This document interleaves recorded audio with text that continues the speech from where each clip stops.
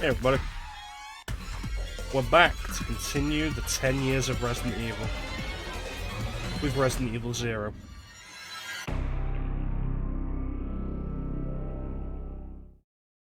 Released in 2002, the same year as Resident Evil Remake, for the GameCube, as an exclusive. Then in like 2008 or something, I don't remember when, it got a Wii release alongside Remake as the Resident Evil Archives re-releases. And that's where it remained until like 2013 or something, when it got a PS3 and Xbox 360 release. 2014? I don't know. How you doing, Ninja? Let's regroup. Okay. So, RE0. Come on.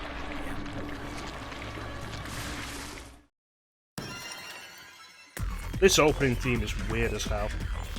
Been better? Don't worry, Ninja, we're gonna make you better with Resident Evil 0. That's a sentence that's never been said before.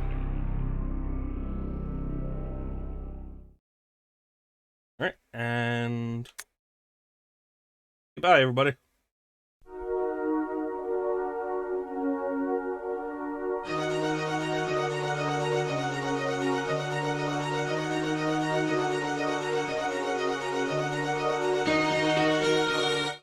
Nah, I'm fucking with you, and you know I'm fucking with you, but, you know, it was worth doing.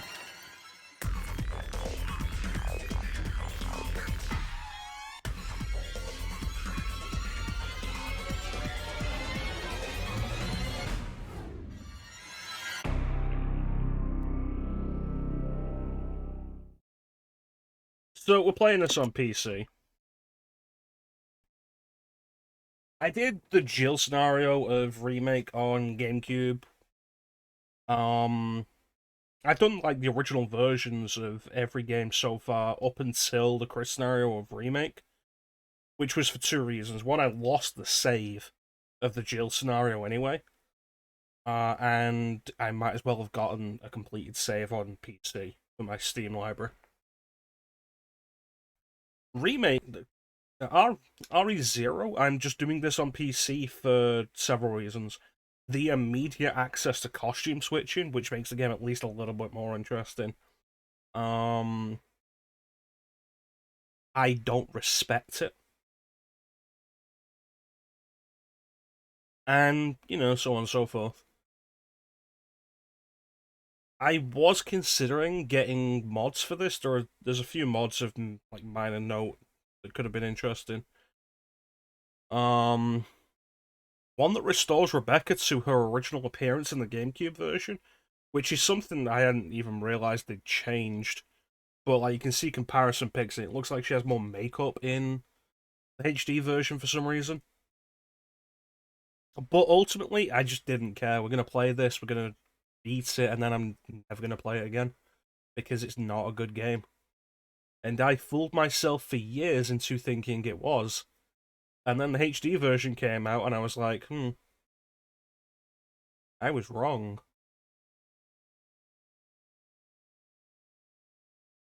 Oh, see, I have a similar thought with that, Ninja.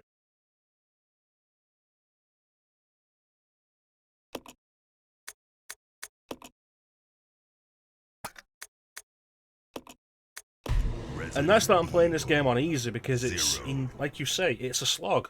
It's enough of a slog at the best of times. So these are the options. As you can tell from the scene we have set up, we're going to be playing this in original aspect ratio. As far as I can tell, with Remake, the HD version widescreen mode is zoomed in, as far as I can tell.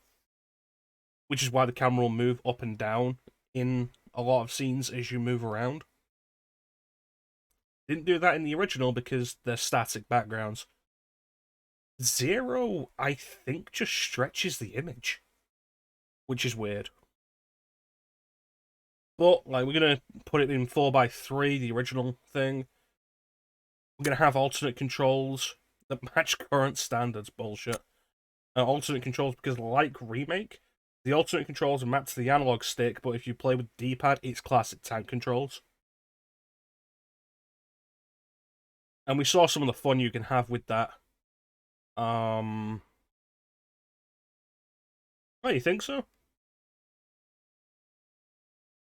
That's an interesting thought. We still played it in 4x3. A Midwestern town in America. I've said this Raccoon before, City, but my favorite thing island about this far entire off in the game sea, is that this opening Rockfort Island, an island just that would openly become the admits that second Survivor Raccoon is City, canon. Sheena Island. There are still many unanswered questions about these seemingly unrelated yet intensely traumatic events. Though it is believed that the International Enterprise Still umbrella many was somehow involved, unanswered little questions is about known these as to the origin of this events, faceless none corporation. of which will be answered by this When game. was it established? By whom? And how was the T-virus created? To uncover the truth, we must delve deeper into the events which transpired in the beginning, before the mansion incident. I'll give zero credit. It's a fantastic looking game. Really? Used absolute no. We're definitely gonna get into this as we go. Do you think so too? Yeah. Do about it. Hold off for a while. But I wonder how those R&D people would react to this. Like, it's a fantastic looking game. The train as a setting is something I do quite like. And the leeches conceptually, like just a mass of fast-moving sentient leeches that can spread the T-virus. It's kind of terrifying.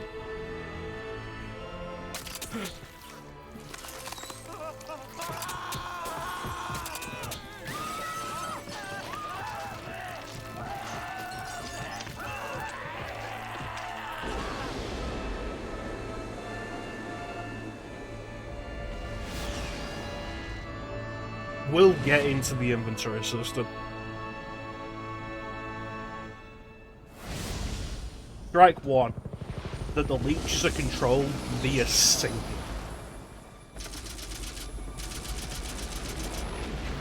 Which is It began dumb. as a simple investigation of some bizarre murders in the suburbs of Raccoon City.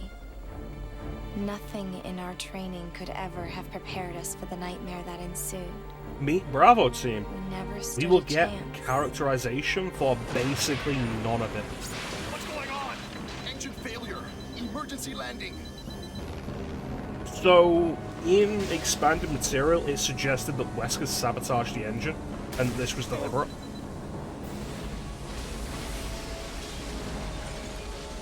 Not mentioned in this game.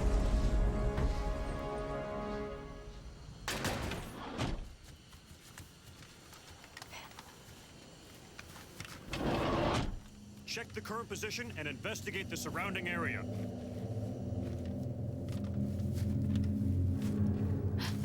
Captain, look! I feel like this also adds really unnecessary elements. The problem is they cannot have you explore the mansion in this game. What happened? Because if you did, it would make no sense why Alpha Team explores Court it in order for transportation. RE1. Prisoner Billy Cohen, ex-lieutenant, 26 years old. Court-martialed and sentenced to death July 22nd. Prisoners to be transferred to the That's a good Regathon point, NJ. You base should be like, for okay, check out the execution. engine, see what went wrong with it. They were good men just doing their jobs, and that scum murdered them. Let's and investigate escaped. immediately. Investigate All right, what? everyone, let's separate and survey the area. Our friend is brutal and ruthless. Keep your guard up. It's like this whole Billy Cohen tangent comes out of nowhere, isn't hinted before or after. And it's like, weren't we supposed to be investigating bizarre murders? This crash is too recent to have anything to do with those.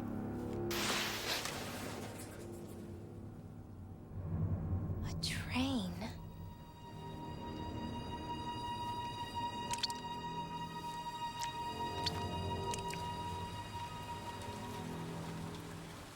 The Ecliptic Express, interesting idea.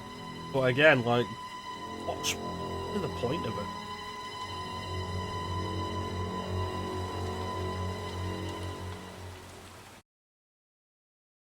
It's a distraction. It's all just to get you away from the mansion, so that you don't have to explore the mansion.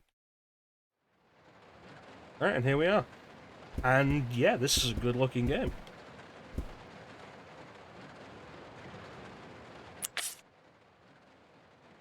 Yeah, controls are wrong.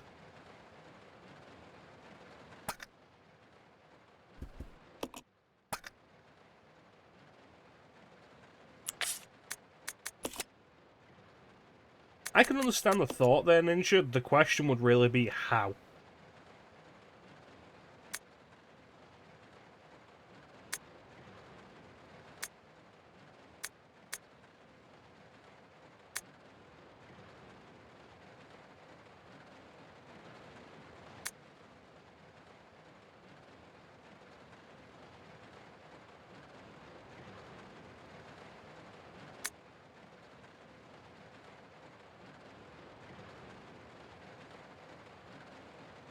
It's simple. They don't.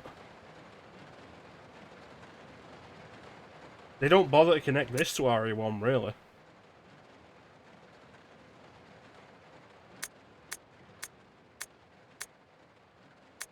Okay, so reload. I want reload on X. None of these set reload to X. Because reload is run. Why is that on B? They could have just set it on the train. You'd have to make the train much bigger. And you run into the potential problem you get. That Gaiden runs into, that Dead Aim runs into, of setting the entire game on a single vehicle limits the scope very heavily, I think.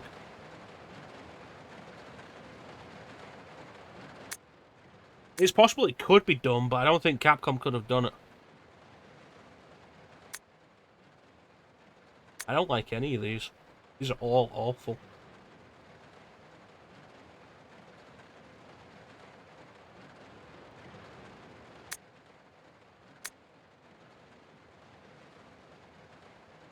Why is map on the left trigger?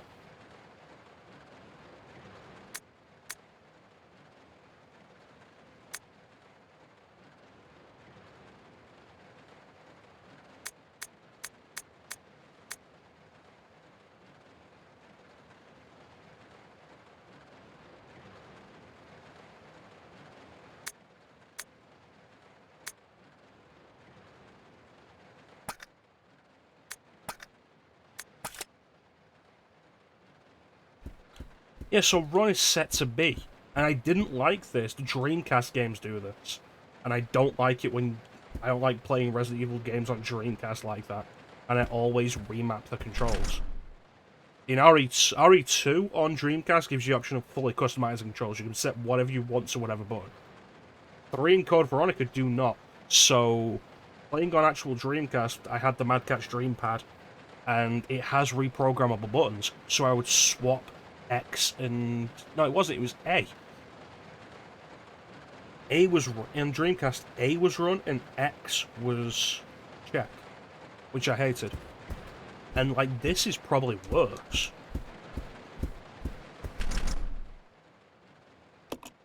I don't like it, it's like... It's the same layout.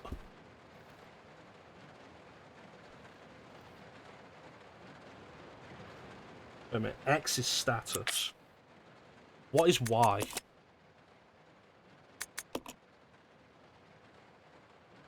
Y is switch character. This is the GameCube layout. And this would make sense with the GameCube. Like B to run on GameCube? Yeah, that'd make sense. X to go to the menu? Yeah. Y to switch character? Yeah. But this is set up for the GameCube.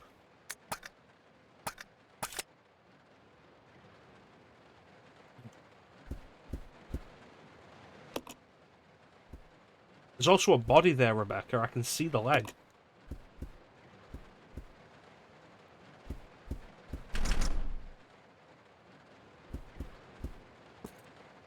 I think part of the problem with this game as well is, like, the train is a unique environment. It's one of the things I like about it. It's a unique environment that isn't replicated anywhere else in the series. The Umbrella training facility is the mansion. This is Officer Chambers again. from STARS Bravo team. Please identify yourself. Is someone there? The government has announced that it has set up at our department. But as of 2 years ago, when a several plant was set up, the local government stepped in and took over.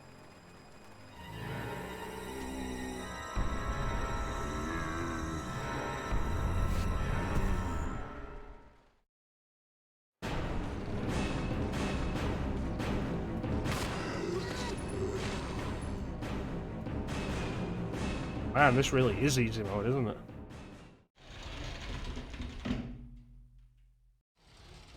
Yeah, lesser things of things we've already seen before. And it does become tedious because it feels like there's no real progression.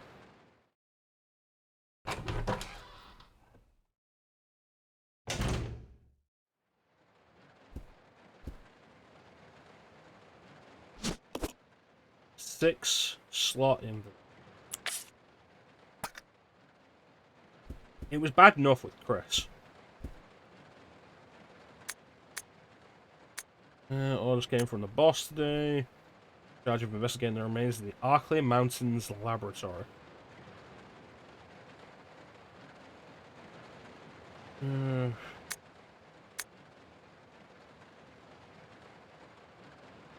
I think a lot of the problems with the inventory system in this game would be solved by having 8 inventory slots.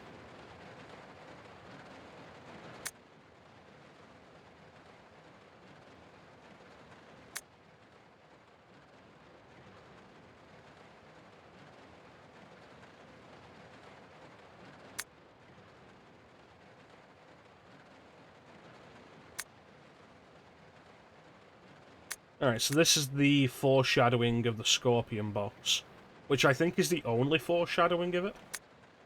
And then it just happens.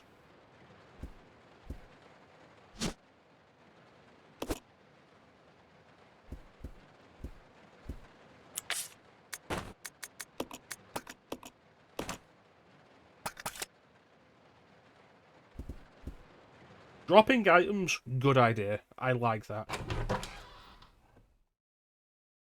Not having the boxes, not as good an idea.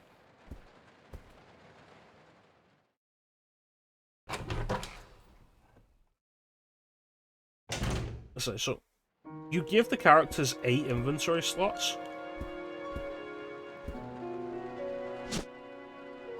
And you also don't have all those items that take up 2 inventory slots. 6 inventory slots, no item boxes, and like 4 or 5 items that use 2 inventory slots. Bad idea.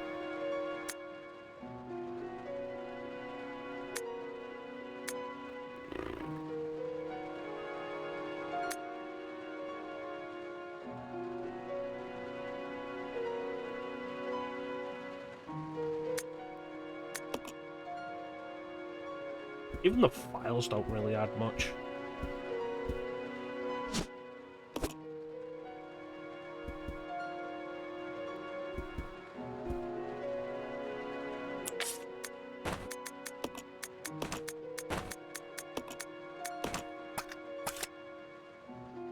It's very short. It's a very short loop.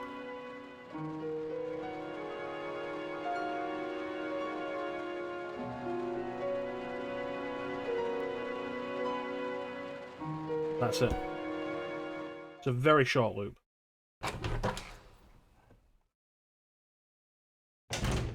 So, we go back to Remake, and what was the solution?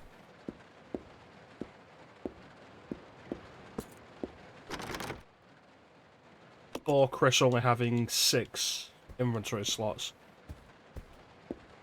It was that you just almost never carried healing items around. Because you couldn't really afford them. Here's Billy's, honestly, kind of unceremonious introduction. Billy. Lieutenant Cohen. So, you seem to know me. Been fantasizing about me, have you? You're the prisoner that was being transferred for execution. You Yeah, were with those Chris could soldiers take more outside. damage. Oh, I see. It You're was with still a problem to not stars. carry healing items Well, as Chris, no offense, but Chris honey, could but take more your damage. kind doesn't seem to want me around, so I'm afraid our little chat time is over. I'm gonna make the point here as well that You're none under of these arrest. characters are good. No thanks, Dollface. I've already worn handcuffs. I could shoot, you know. But she doesn't. Despite this being a wanted criminal who, as far as she's aware, has killed numerous people. Edward, are you alright? What happened? It's worse than... We can't. You must be careful, Rebecca. The forest is full of zombies and monsters. Zombies and monsters.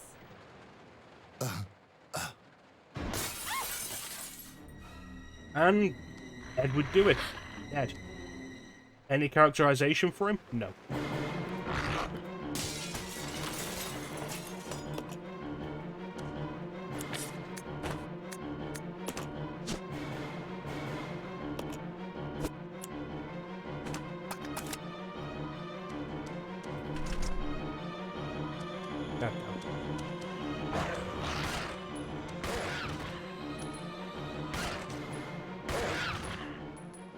Easy mode, I feel, is going to make this so much more bearable.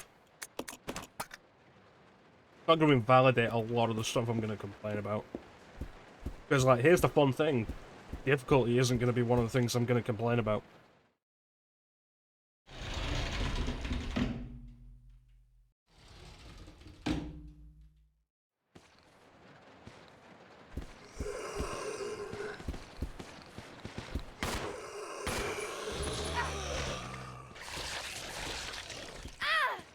I keep pulling the right trigger to aim, and it's just not doing it.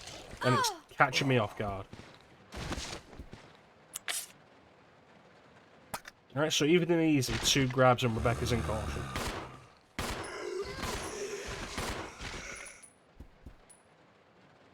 I remember reading an interview years ago, this is like back in GameCube days,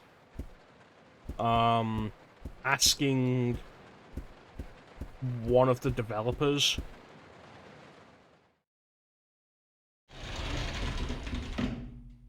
why Crimson Heads aren't in this game. This is Rebecca. Over. Rebecca, can you hear me? This is Rico. What's your location? Over. Enrico! Hello! Can you read me? Please respond. Rebecca, I can hear you. Now listen up.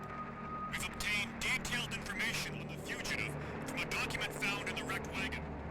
Billy Cohen killed as many as 23 people. Over. 23 people. We have also confirmed that he was institutionalized, so keep your guard up. Can you hear me, Rebecca? Over. Stay alert, Rebecca. He wouldn't think twice before killing you. Enrico! Captain! Hello? Hello! I don't understand why this is information anybody would...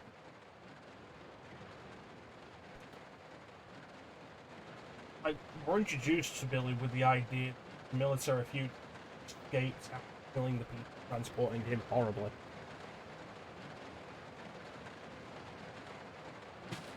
Although we as the player know that chances are it was the monsters that killed those guys. Okay.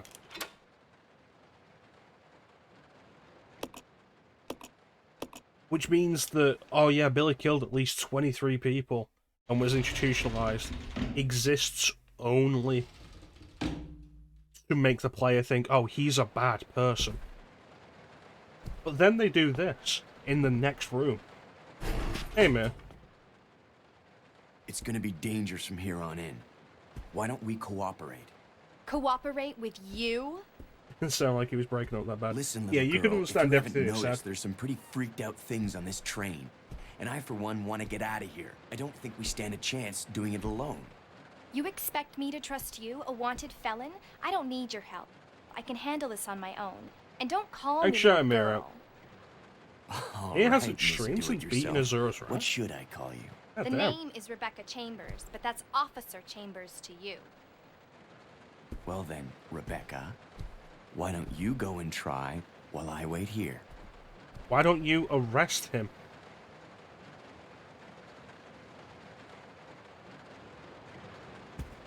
Seriously, point your gun at him, radio in. There's no good reason why she doesn't. She is an idiot.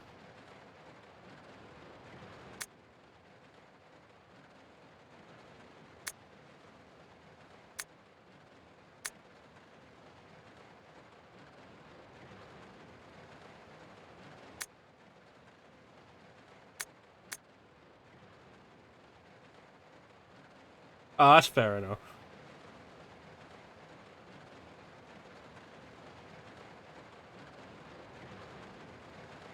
I didn't realise it had been that long since you streamed, man. I was like, oh yeah, last game played Asura's Wrath. Like, wait a minute.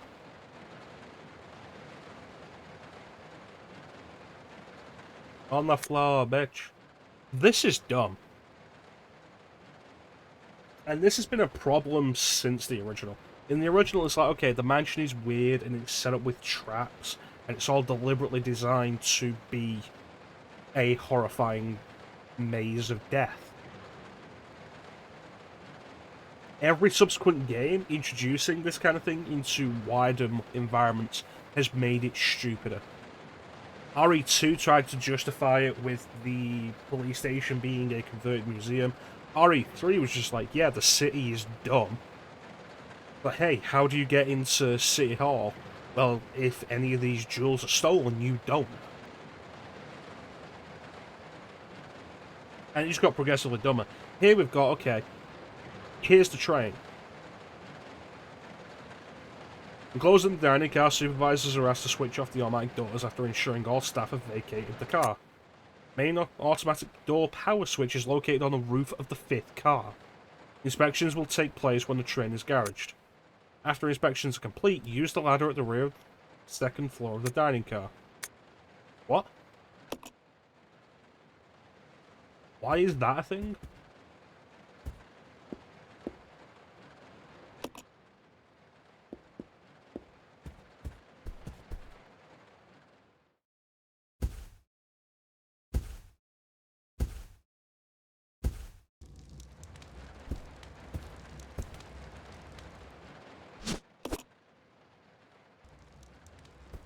Rebecca being, like, as weak as she is, though, is a continuing problem.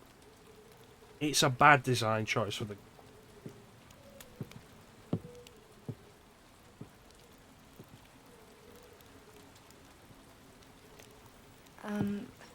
This Excuse me, cutscene sir. looks like garbage. Sir, Like, the colouring on the shadows looks terrible.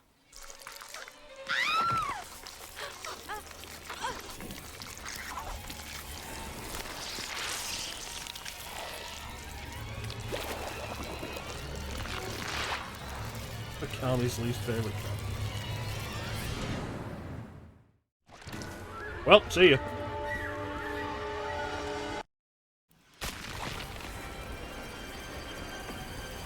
But yeah, this is a concept, like, they crawl up her and then that's it. She's done. And it's only because of anime bullshit that Billy does here that she survives. I think the leeches are a terrifying idea. They're just really poorly done. Like, cool, you shot 2 leeches, there are way more, why are they leaving? How did they get that far up Rebecca and none of them bit her?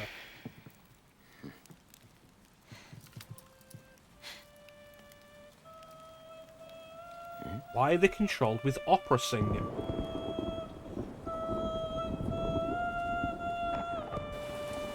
He scared them.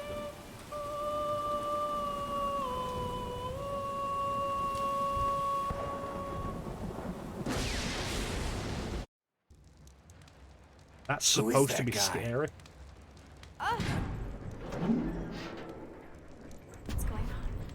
Who's controlling the train? Go and check out the first engine car.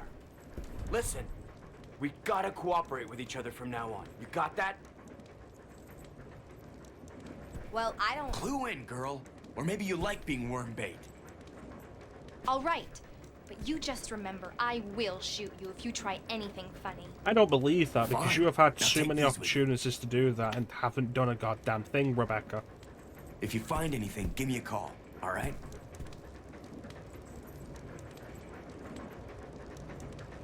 Where did you get a radio, Billy? Did you steal it from Edward's body?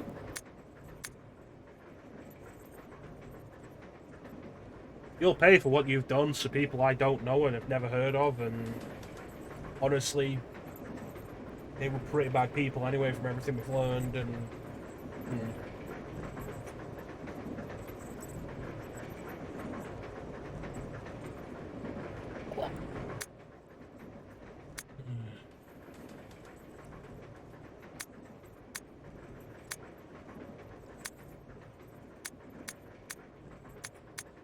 Alright, here we go. Rebecca can combine herb-related items, doesn't have a good defense, and can use a mixing set to combine chemicals. The mixing set comes up like twice in the game. Billy cannot combine herb-related items, making him the only character in Resident Evil who cannot mix herbs. Strong offense, nothing about defense.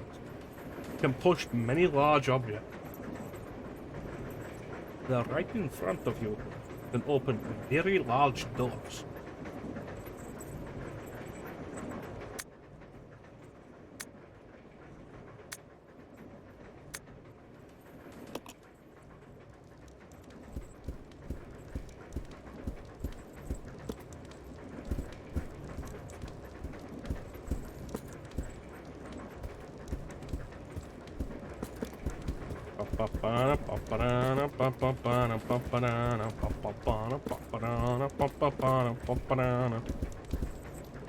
You stay here. Okay.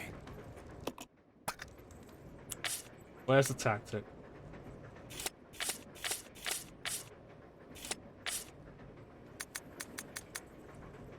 How do I switch?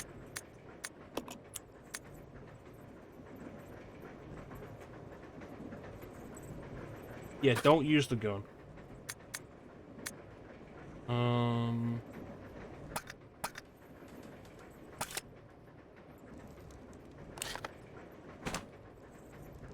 Come on! Yeah. I'll go. Okay.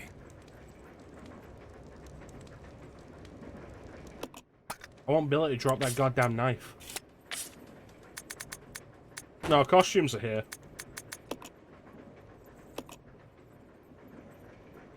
Which, like, I wasn't going to get. My hope was, I remember mentioning this, my hope was that they would go on sale for Steam Halloween sale. They did not. So I wasn't even going to bother buying them. But friend of the stream, Kira, bought me, like, the only sets that were of interest. So, we have standard costume, original, the director's cut costume she gets, which I kind of like. Costume she appears in that picture in Resident Evil 2. Weird cowgirl, weird leather. This one that was going to be in the Nintendo 64 version, which I quite like. And some t-shirts, which are just like crap. And Billy gets these. These two aren't even DLC costumes. This is the standard, this isn't DLC. Because Billy's DLC costumes are Wolf and Cody. Which have him dress up as two Capcom characters from two different games. Wolf is from Mercs, which is, I think, the third Commando game. And Cody, he dresses as Cody from Street Fighter Alpha. In the Alpha series. And they both look terrible. So, like, This is the result of buying 2 costume packs.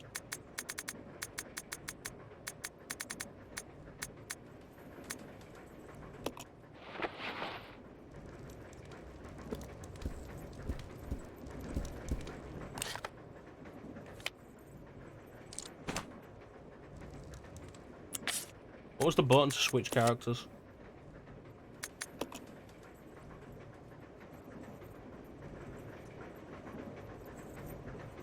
Why? Thanks, Ninja.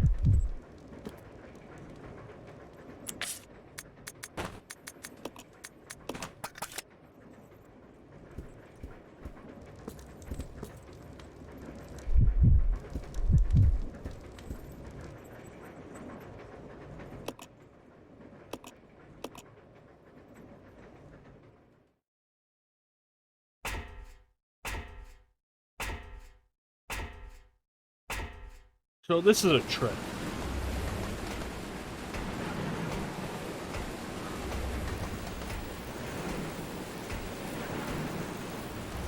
Yeah, how you doing, Flame? You would think the smart thing to do would be to have Billy do this. It's not.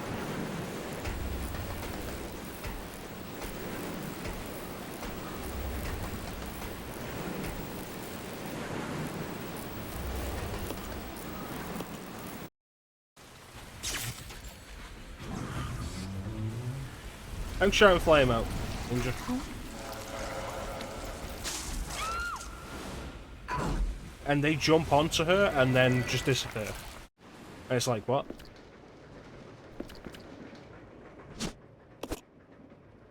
Alright. Good to see you here, Flame.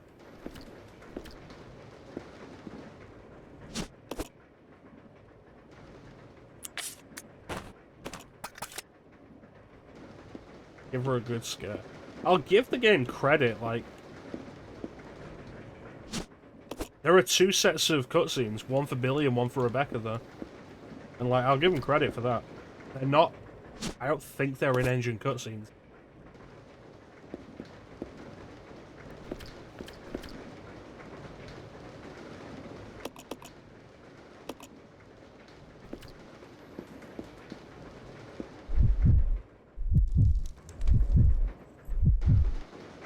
This is the main benefit of, like, having the HD version on PC, though. Just the conductor's car key. Conductor's... yeah.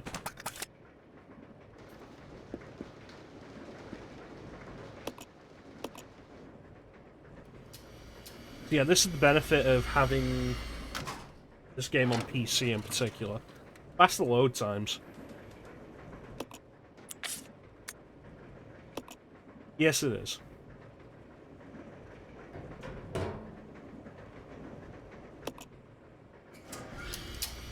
In the original, like, the GameCube, one of the benefits of its, like, small disc format is that things would load very quickly.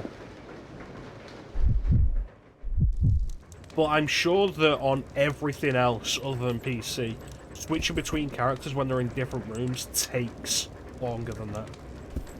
GameCube's probably like the shortest time after this. Like, people forget generally just how good GameCube load times were.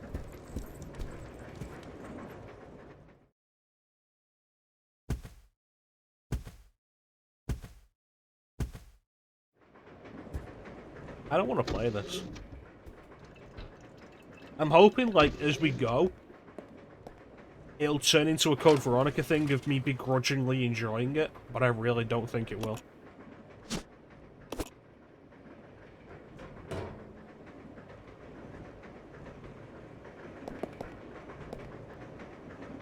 You know what, if we could get people together to do that, like the RE2 board game, I'd be down for doing that.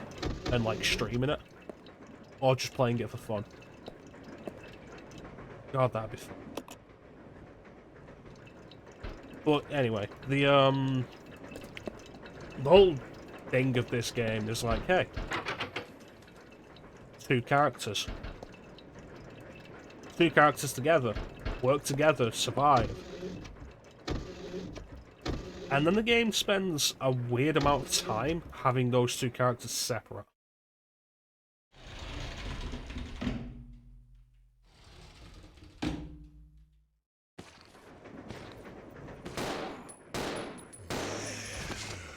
What is right trigger even says?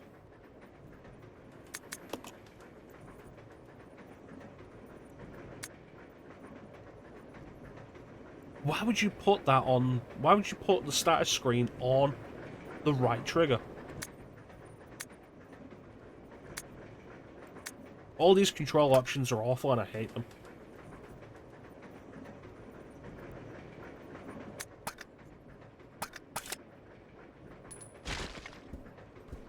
Honestly, with Code Veronica, it was mostly that it was nice to play a Resident Evil game that I hadn't played to death again.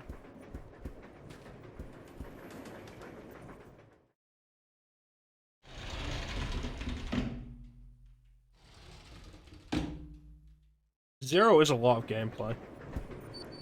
Hey, Clemity.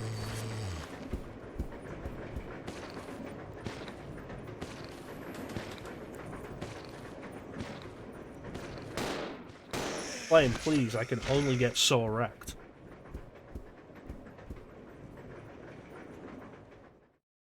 Oh, we're playing Resident Evil Zero, Clem. You have a party to attend? That is just no. No. Not good enough.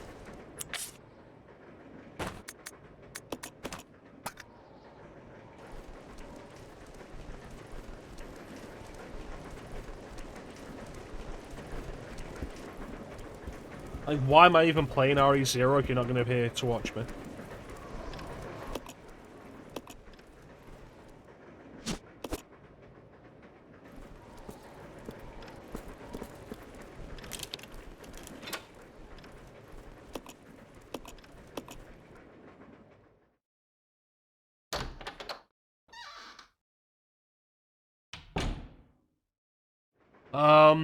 What did I do? I did it for stream.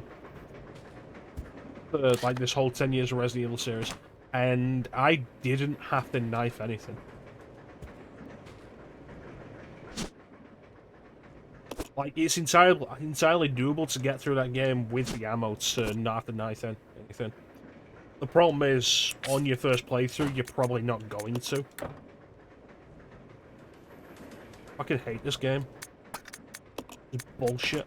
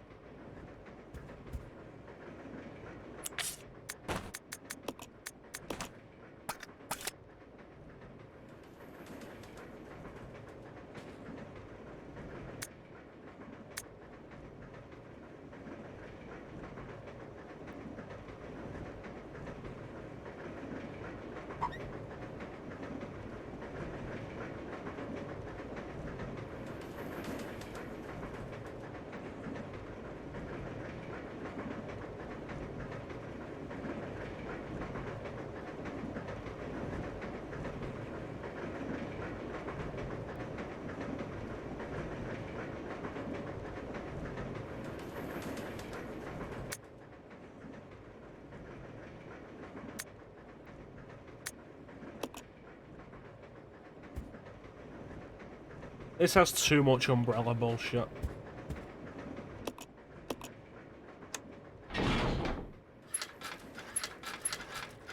That's dumb.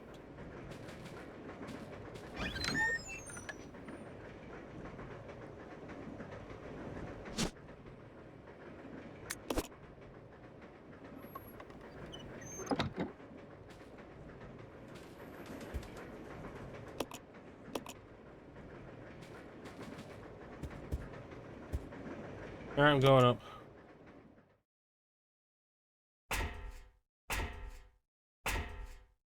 Yeah.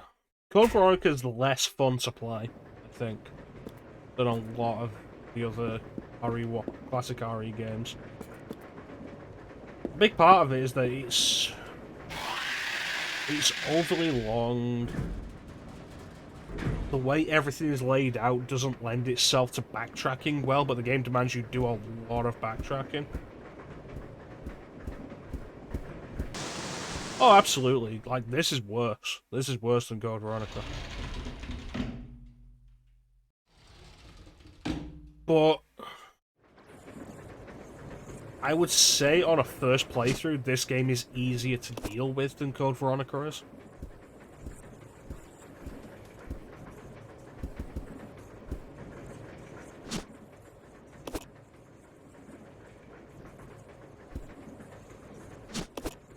Code Veronica is a better game to replay than this, but this game will probably give you less of a hard time on your first playthrough.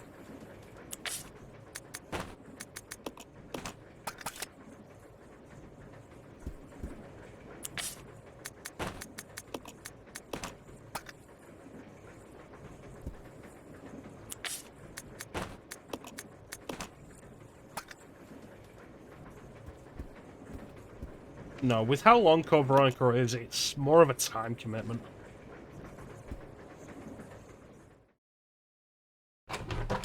Like, any scenario of RE2... I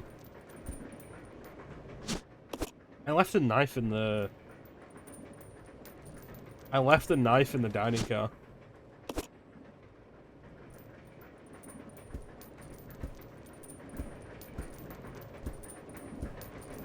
Any scenario of RE2...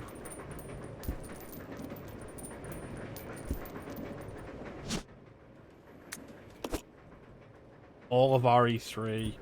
like, they're just so much quicker to play and get through. This fucking...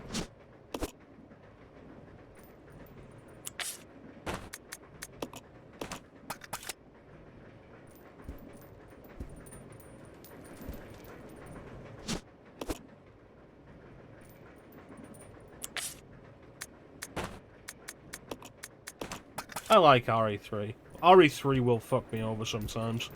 I'm still not perfect at Gravedigger. And, like, you guys saw the playthrough we did for the 10 years of Resident Evil, where I died at Final Nemesis from Caution. It was like, goddamn.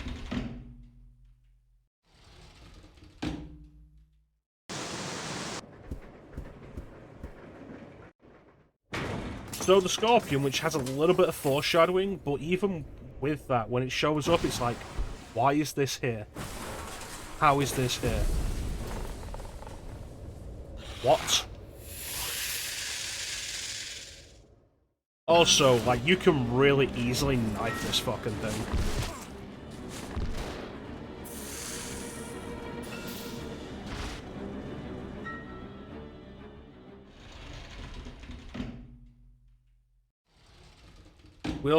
We'll get to the centipede and the bat. But yeah, you can really easily knife the Scorpion.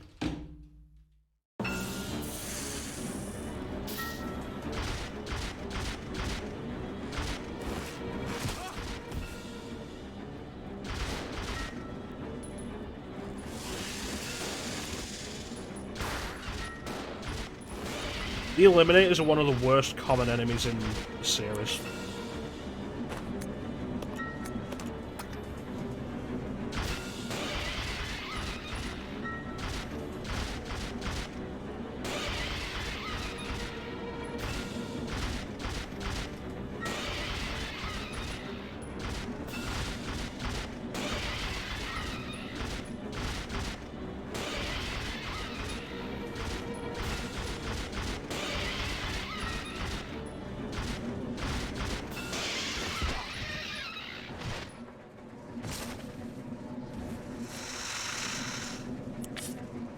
I think the frogs in this game, it's one frog, it's called the Lurker, which appears late in the game in that one specific bridge area.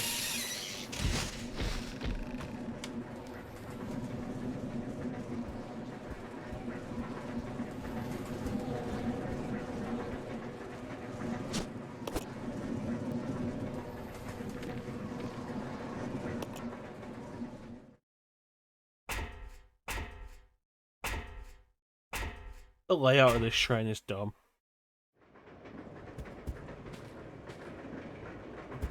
So, since I survived that in fine, I'm gonna grab this herb.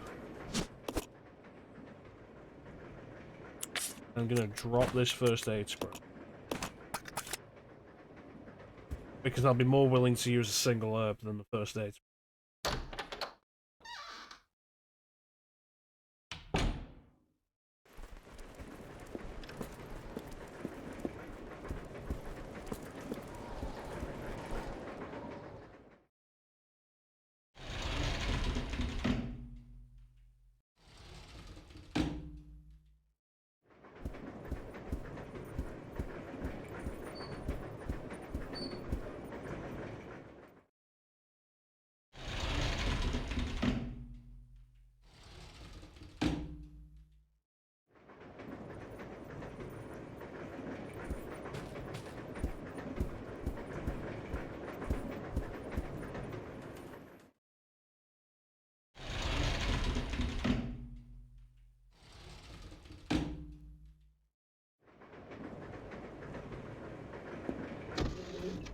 See, the fun thought here is, like, could I have gotten away with just playing, the RE0 section of Umbrella Chronicles?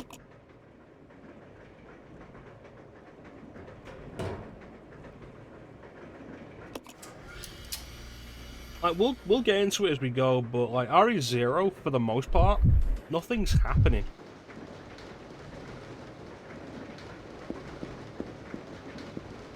You see, the problem with that idea, Clint, is that then there would be the expectation that I would do all of Umbrella Chronicles, and I don't want to do it.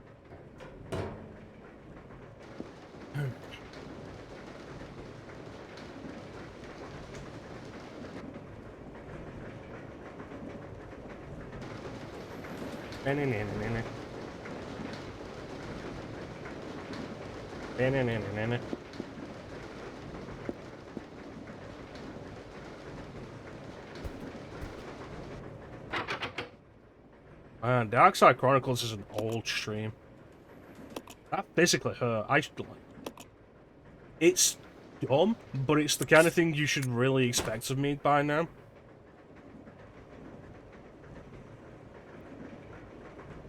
Of like, hey, playing Dark Side Chronicles for like 6.5 hours was a bad idea because it becomes physically painful to hold a Wii remote. And then what did I do? I did Metroid Prime Trilogy. Like the Metroid... I did the trilogy version of Metroid Prime in one sitting, and like, it wasn't fun. Fuck off.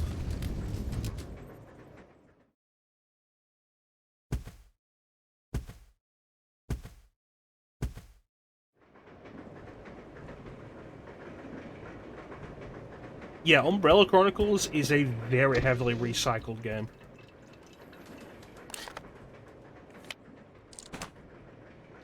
Come on! Yeah. You know, I like the white and red here. And the shorts. The shorts are nice.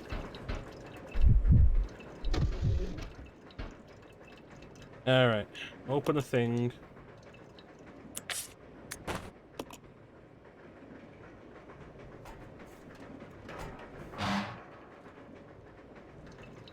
You don't need some kind of tool to open that. You could get your fingers in there and pull that open. Umbrella Chronicles conceptually is pretty fun, especially if you play it with a second person, or with 2 Wii remotes, because that game is not balanced for single player.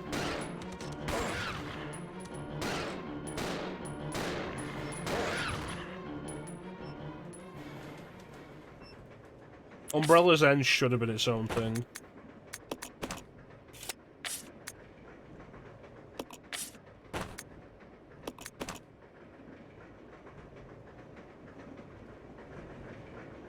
Yeah, pretty much. You are right about that, Mir. Operation Javier was dumb.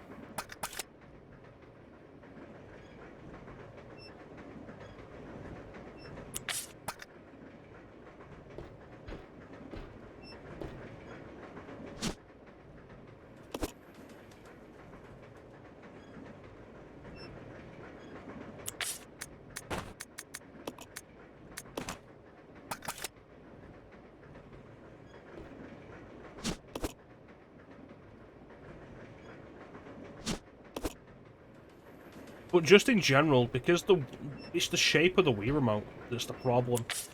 It's not made to be held for a long period of time.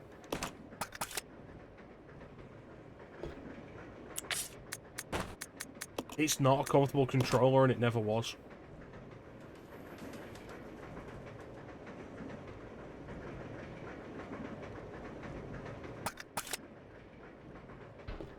The RE2 and Code Veronica scenarios in Darkside Chronicles are cool, conceptually. The boss fights are not. The boss fights are awful.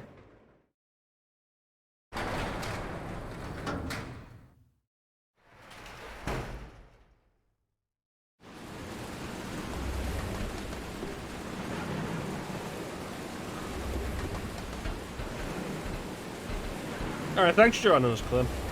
You take care of yourself, man. We'll catch you later.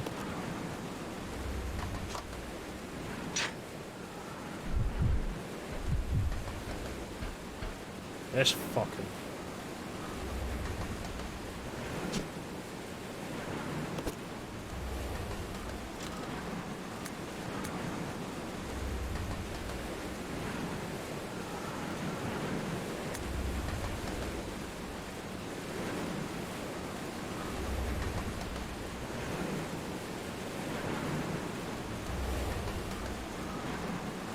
Yeah, the only reason I had PlayStation Move was to play rail shooters on them. I love rail shooters.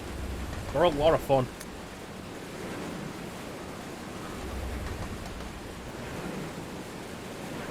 For the entire reason I had a PlayStation Move. And I got like the official pistol peripheral that you could just put the Move controller into.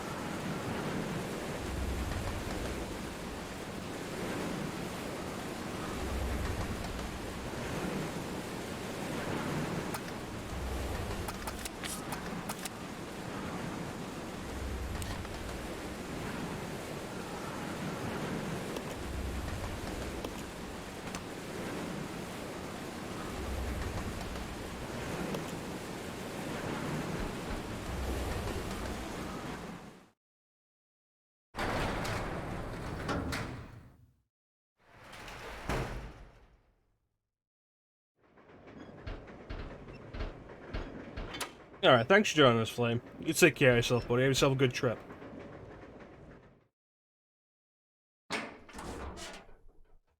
Yeah, the one that looked like the Wii Zapper.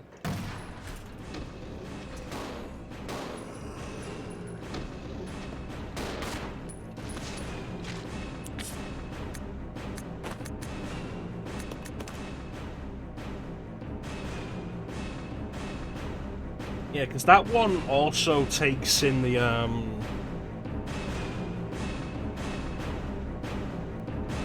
that one could also be used with the Navigator controller, which I also had. I was going to have to pick one of those up, but, like, they were pricey. Even at the time, they were pricey.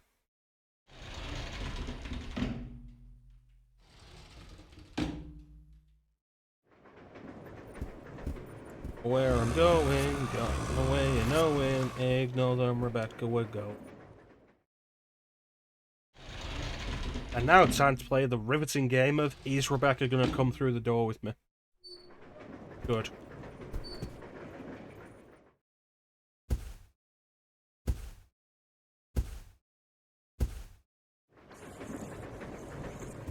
Gonna pick this up. Put this down.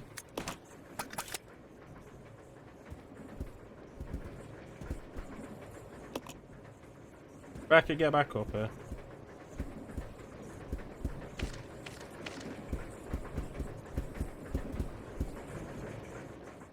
Yeah, like the Wii Zapper. Oh, the handgun looking thing. No. Oh, is that what I'm after? Out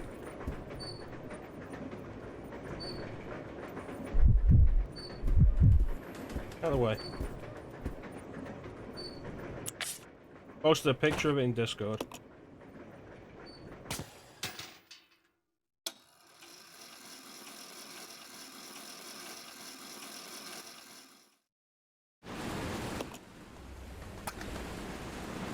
On pause.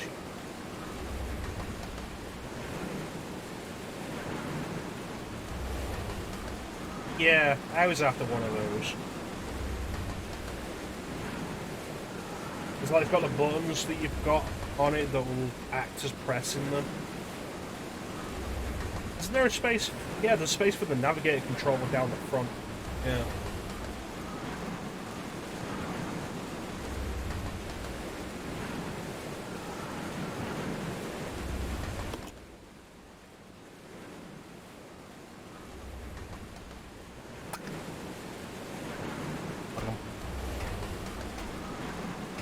Yeah, I was after one of those, but like even at the time they were kind of pricey.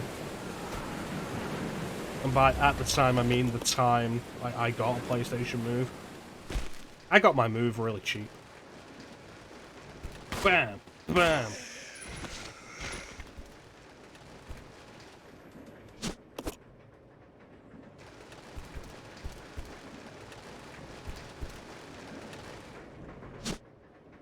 Yes.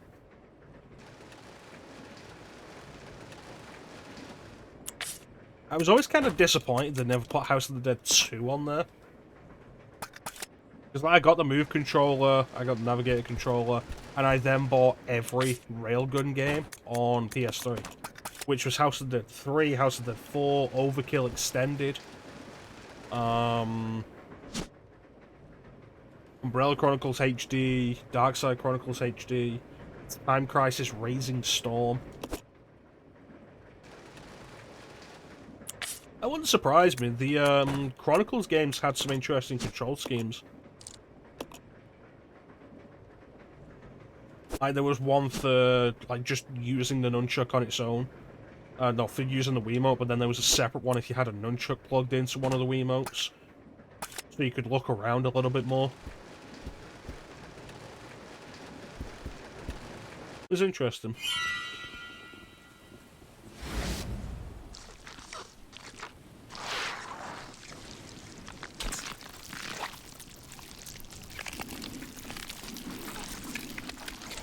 Man, the GunCon 3. But it worked on, like, flat-screen TVs, which the old ones didn't.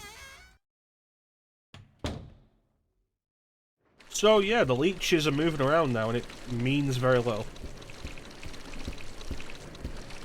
Help me, Billy. Oh! Oh! Oh!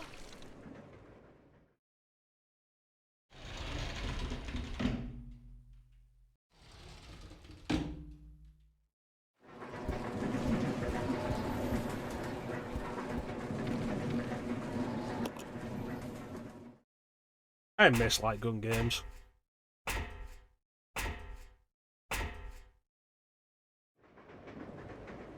It's a duct tape TTV. I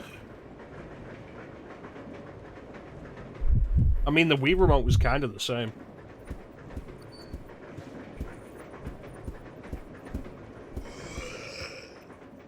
Just the IR sensor was just like the bar, so it was easier to deal with. But it had like the opposite problem of because it was so light, it could be moved around a little too easily. Hey, Edward.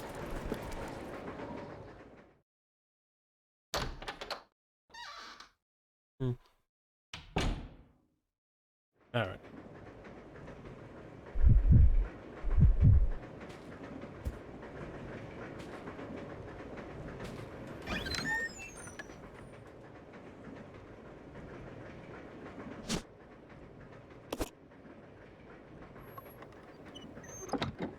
So this is like a leather case.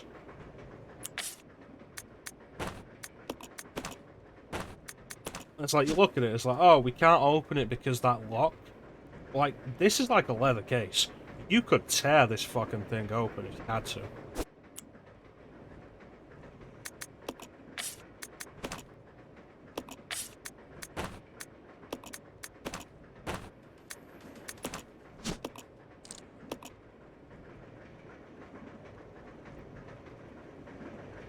Also, if that's the only thing in there, you would be able to slide that out.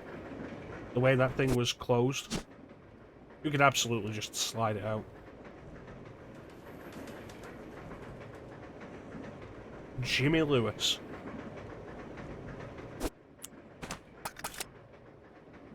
Come on. Okay. Alright, let's go.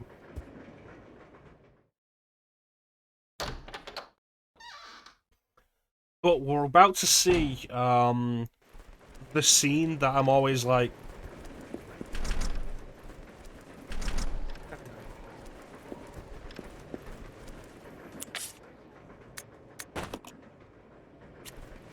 it's like, hey, why do I say the leeches of the concept for like a terrifying monster? Because of this scene that's about to come up. This is Delta Team. This is Delta Team. We have gained control of the train. Over. Understood. This does not make any sense. The weird thing How was here the is that T-virus Wesker has a different voice And actor why here did from it contaminate Remake. both the lab and the mansion, as well as a train almost 3 Although miles I away? suppose it's actually the That's opposite. irrelevant. We The must weird make sure thing no is that knowledge of Wesker this had a gets different out. voice actor in Remake. Destroy the train. Because this is the same Completely. person who voiced him in Code Veronica, I think. How far away are you from the nearest branch line? About 10 minutes to. Yeah, like, they start crawling all over the dude, and it's like, cool. How do you stop that? How do you deal with that?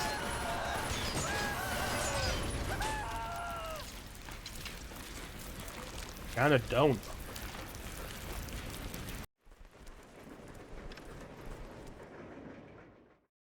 But then the leeches never do that to either of the player characters again.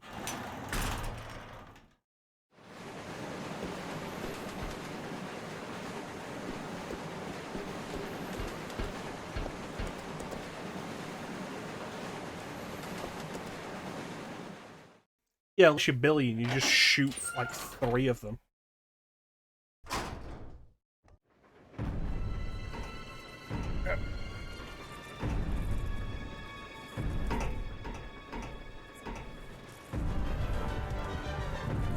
The train will either derail or crash. I gotta stop this thing.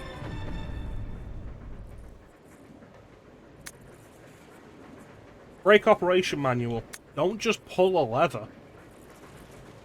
3 steps are necessary to operate the brakes. It requires 2 people. Why?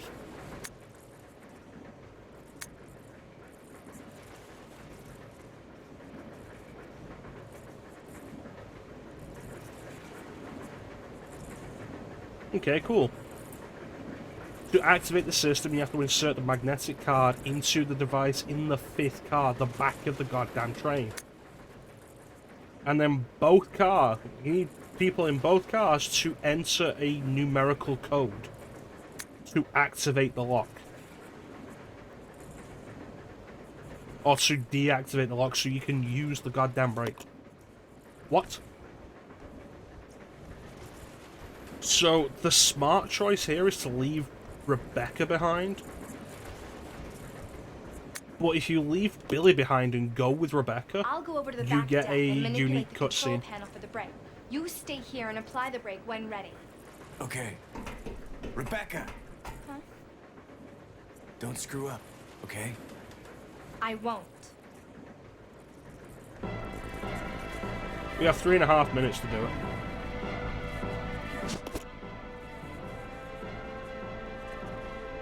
It's like I say, like, the Umbrella nonsense is at its worst here.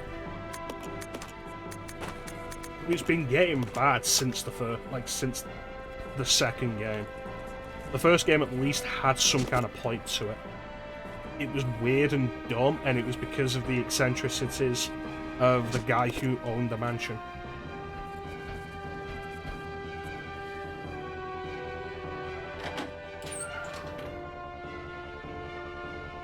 But then RE2 is like, yeah, the police station is just like this as well. And RE3 is like, the city is just like this.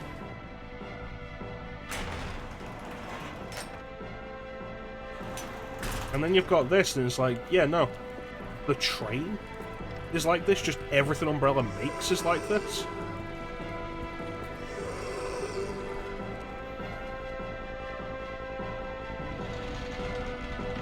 And it was dumb. It got dumber with every step.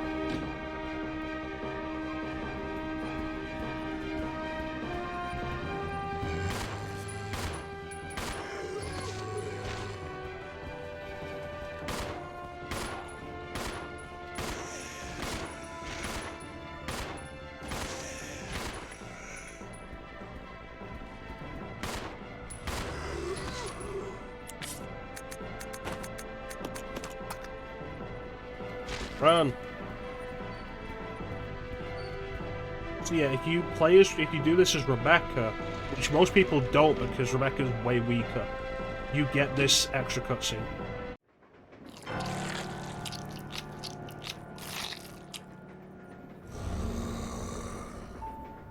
Edward! No!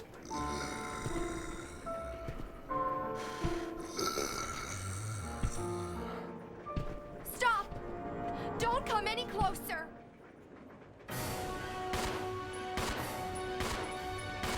It would mean more if we knew anything about Edward as a person.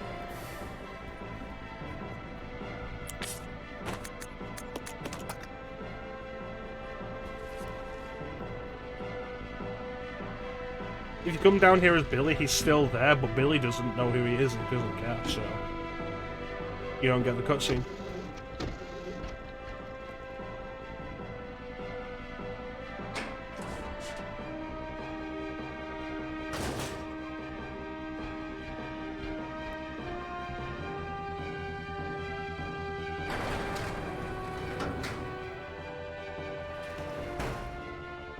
Alright, let's do this.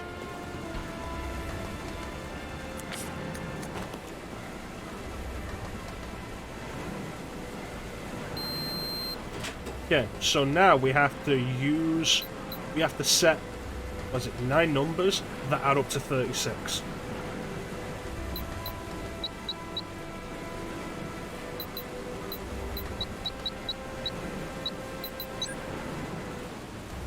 This is Rebecca. I have engaged the control device for the Some brake. people try and Over. work out like how to do it Roger. normally. Put the brake on The now. smart answer is to just do a bunch of 9s and then like a bunch of 1s. Oh, 67. 9, 18, 27, 36, 45, 54, 63, 64, 65, 67.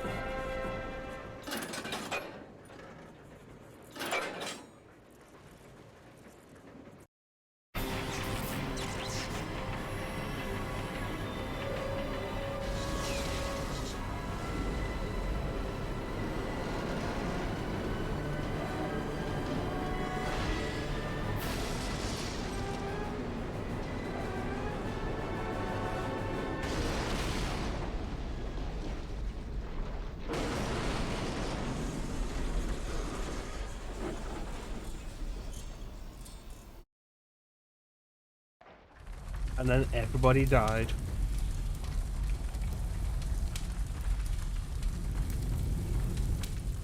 Honestly, May, the more you question this stuff, the dumber it's gonna become. It's like, okay, so Billy was in the front car. He landed outside. Rebecca. Somehow. I'm here. Rebecca was outside.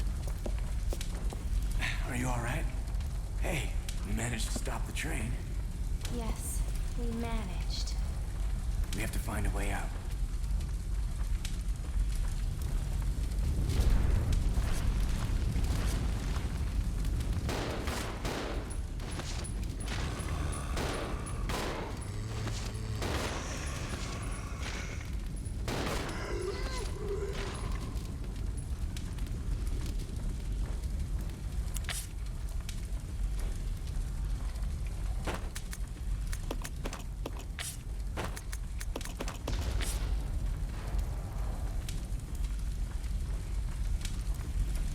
It's an interesting thought, mate.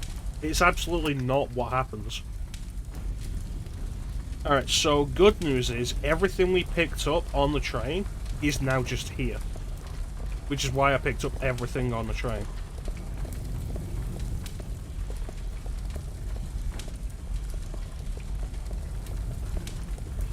I don't want to play this game.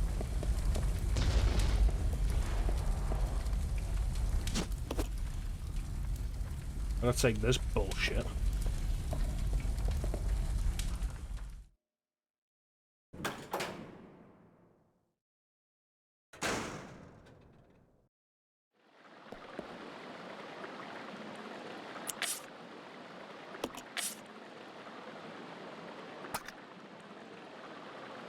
No, we should do the thing, shouldn't we?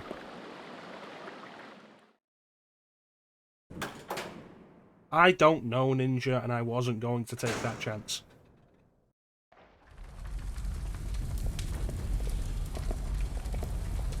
Also, the other herbs aren't here.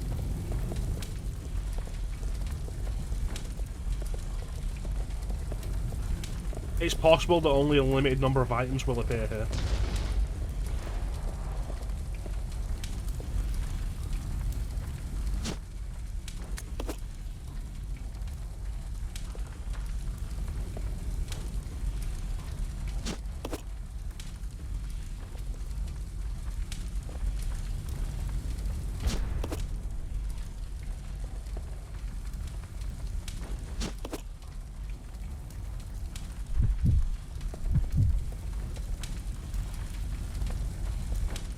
Which means we've lost some red herbs permanently.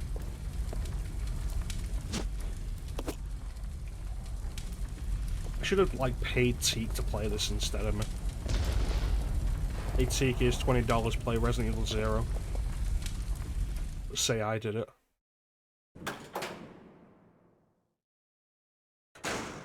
Teak would have done it too.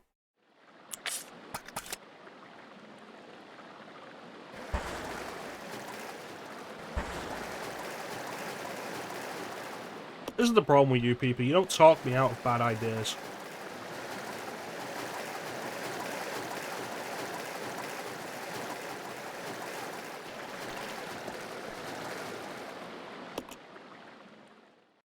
And there's Teak. Thanks to resub, Teak. 17 votes.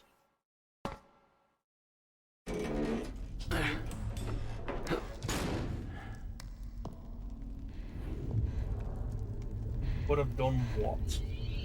The Umbrella Research Center? Teak would have done everything.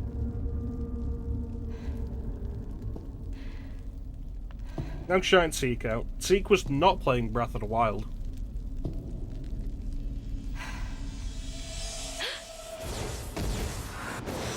The first general manager, Dr. James Marcus.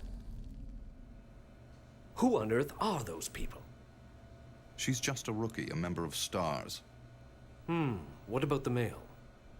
I'm unfamiliar with him. Attention! This is Dr. Marcus. Please be silent as we reflect upon our company motto. Obedience breeds discipline. Teak's driving home. Discipline breeds unity. Unity breeds power. Power is life. Who are you? It was I who scattered the T-virus in the mansion. Needless to say, I contaminated the train, too. What? Revenge. On Umbrella.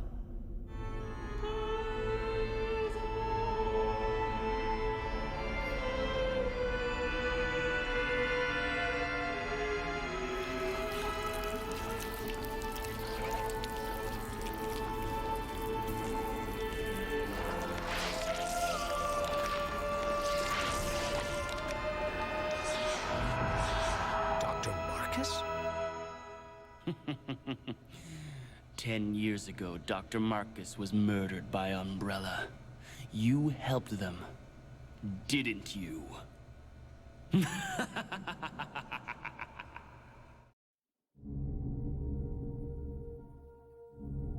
then that cutscene just ends. And it's like, oh hey, here's like another 2 hours of gameplay.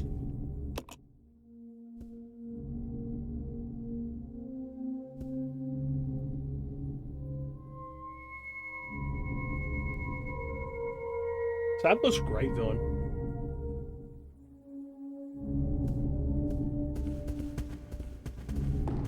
Alright.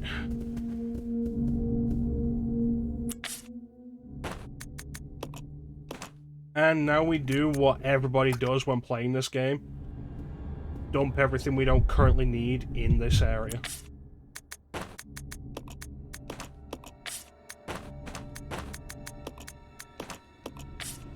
Because that's just the problem of the inventory system.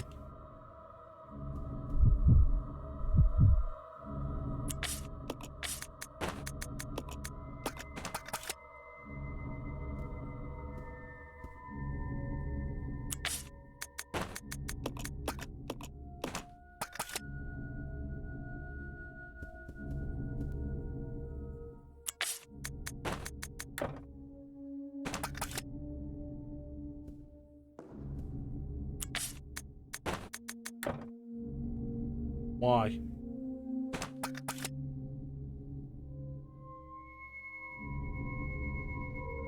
Main hall is your item box, except you can only leave 4 items here.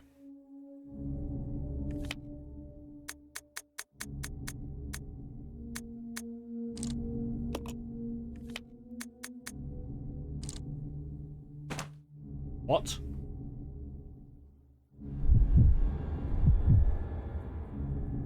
So now we're left with a problem of... Here's kind of a mansion to explore, but with way less direction or agency than the original game. I don't know which fucking go.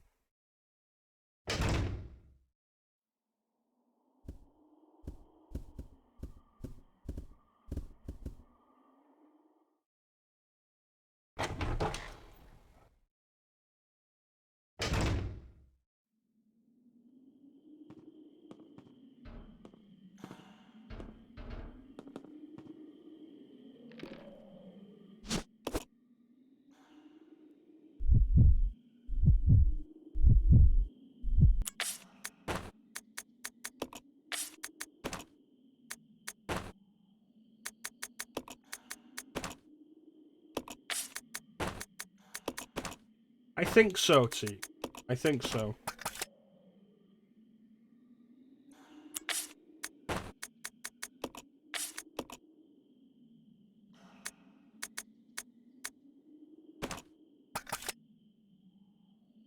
I think so.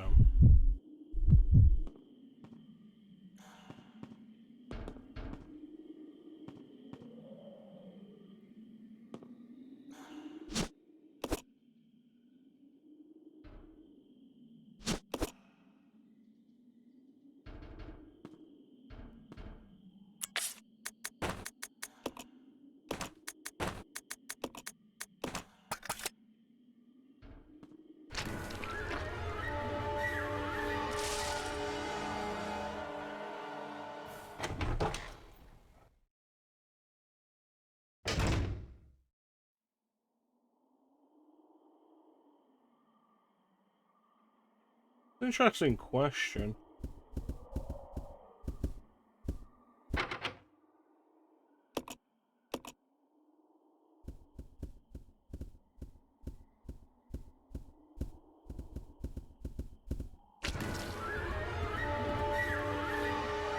You'd have to have all the item locations loaded into memory at once in some format.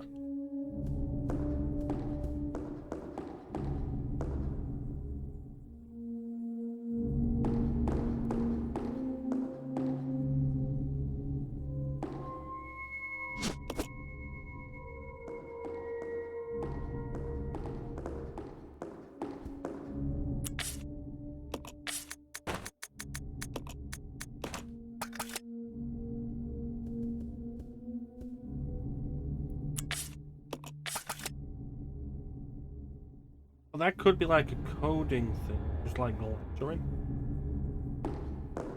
Same way you had those old passwords that were like 30 characters long because they had to interpret so many different variables.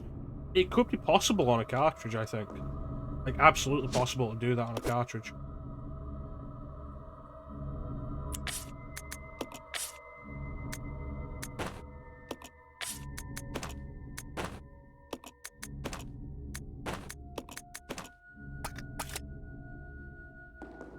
Yeah, I think they could have done it on N64. It probably was something considered on N64.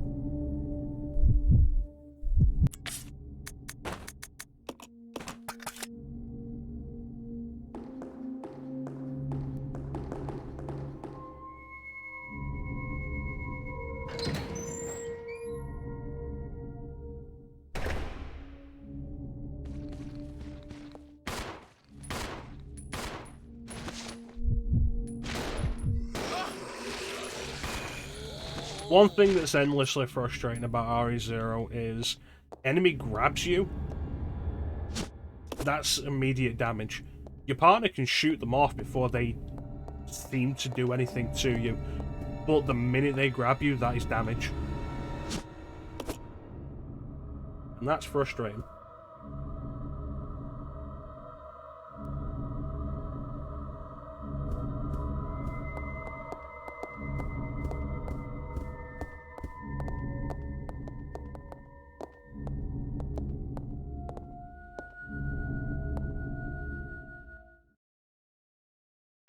Just the grab alone. Like, you can test it. Like, a zombie can grab you and your partner can shoot them immediately before they bite you. You'll still take the damage.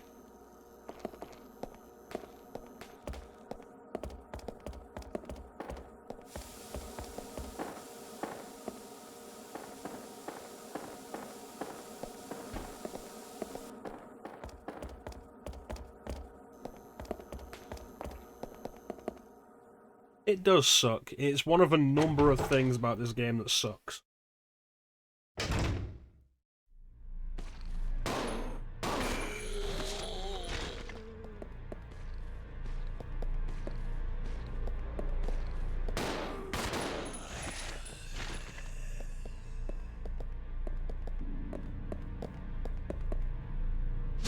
The actual shotgun. Which again, 2 slots.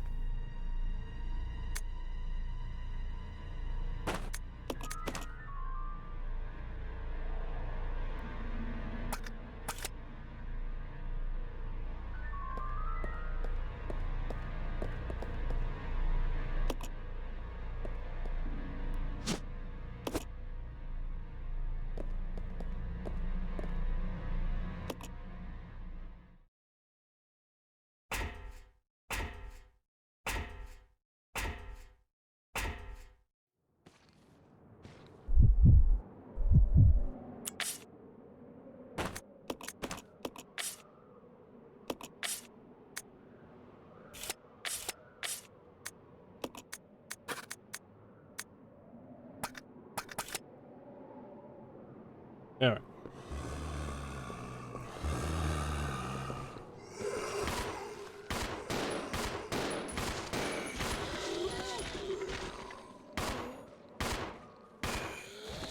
I think the big question to ask about this, which is something I think we've all asked before, is why isn't this just co-op?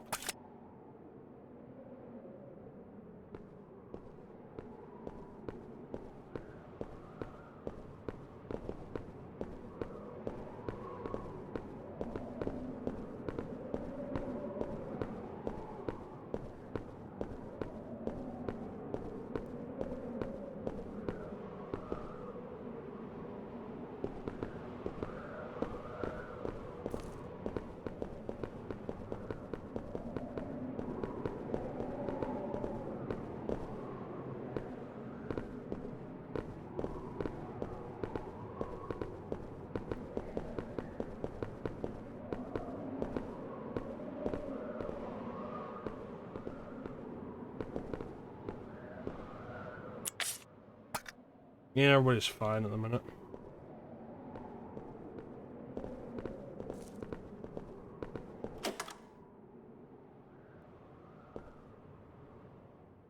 It's the most fun part of the game, Ninja. How long have we been streaming for? Right back in the main hall. Why is the map on the left trigger?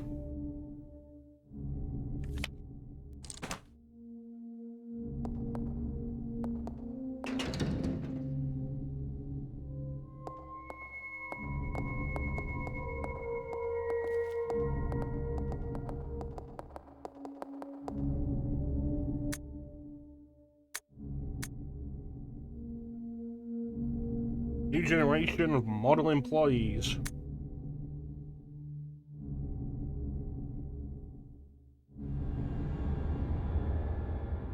Without regard for gender, race, or creed. Which is pretty interesting considering this place was up and running in like 1960 something.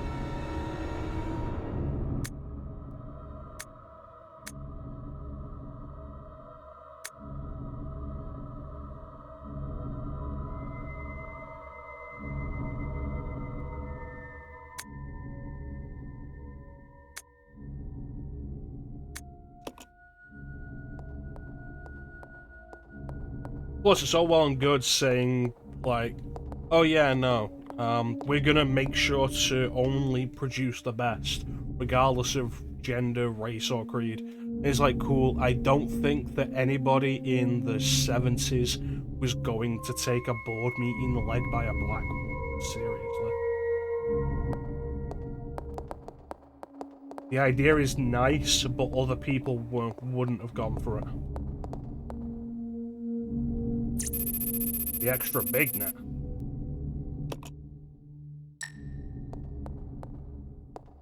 Sorry, what the fuck?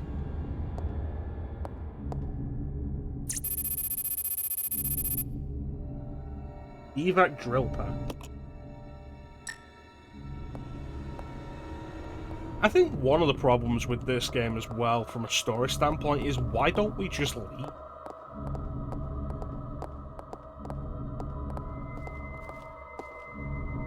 And the simple answer can be that we're trapped here, but the game never really establishes that. And in at least one point, we end up with like a clear shot back to Raccoon City, and we don't take it for no good reason.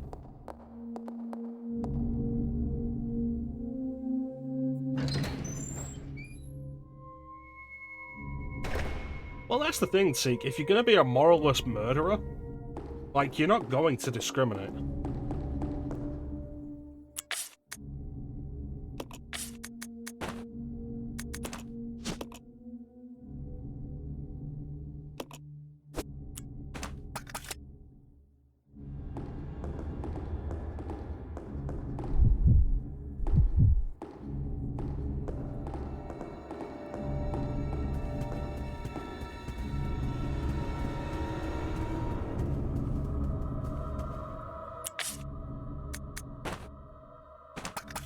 Let's kill Bob Morton because he made a mistake.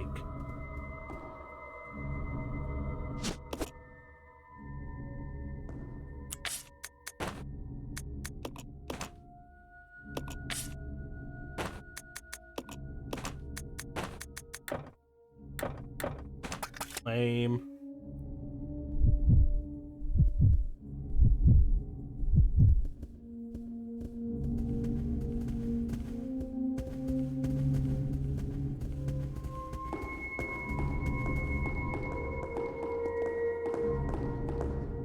You know, Ninja brought up the save theme being really generic earlier. I think it's worth noting, like, just how bland and uninteresting all of the music in this game is.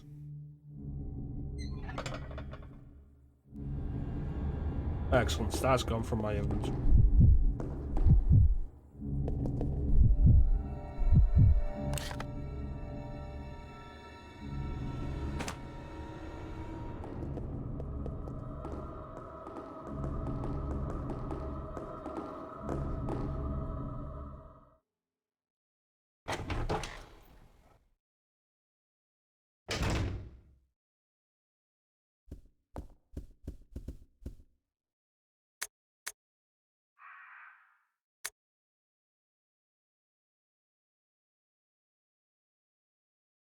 Hella short and generic.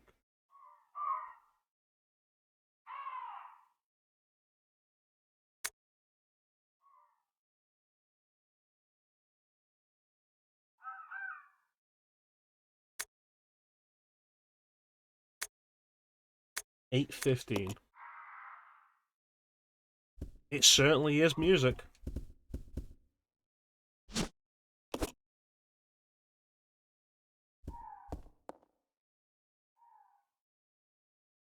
This is definitely some of the music I've heard.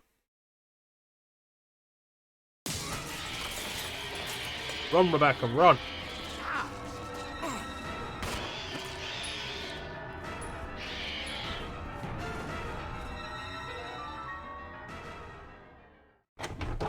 It is disappointing because, like, for the most part, the Resident Evil series has had really good music. Even the original game had really good music. Which was always kind of the question of, like, why did the DualShock version have new music? Yeah, but she missed and hit the crow instead. Well, I've said before, like, OGRE1's soundtrack is underrated. It's a really good soundtrack. Really good horror soundtrack. Which always begged the question of, like, why did they make a new soundtrack for it? No, he was supposedly deaf, but he wasn't deaf.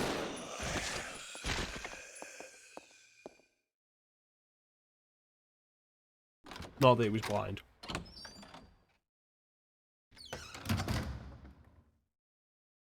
Because that was the whole thing. It's like, oh, the new Beethoven. Because Beethoven was also deaf. Really, Stormtrooper Cohen.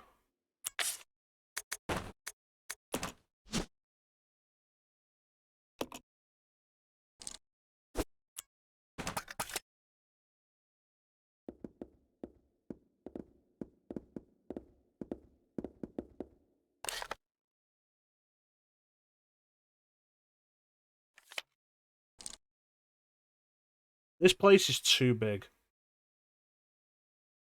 It's confusingly laid out as well.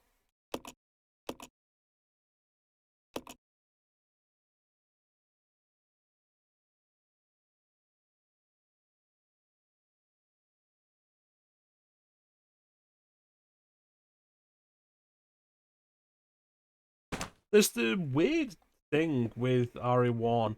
If you get it on PS3 in the US, the version of RE1 that's available as a PS1 classic is the DualShock version for some reason. In Europe, it's the director's cut. Because why wouldn't it be the director's cut?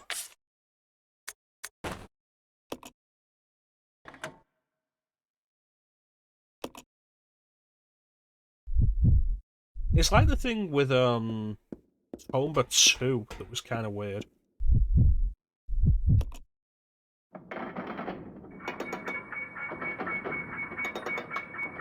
Like, in Europe, the PS1 classic version of Tomba 2, we got the US version. Fuck off.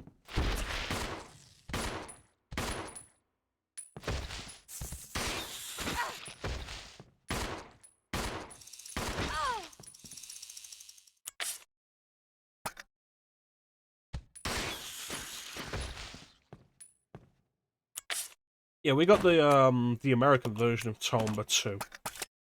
In America, for some reason, I know they changed it, so like it's not like that anymore.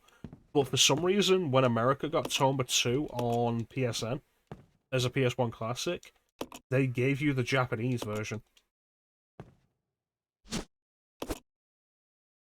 And like I checked this at the time. If you check PSN now in the US, the version on there is the American version. But I checked this at the time. Tomba 2 in Europe on PSN as a PS1 classic was the American version, but in the US PSN, it was the Japanese version. And I don't know why that was a thing.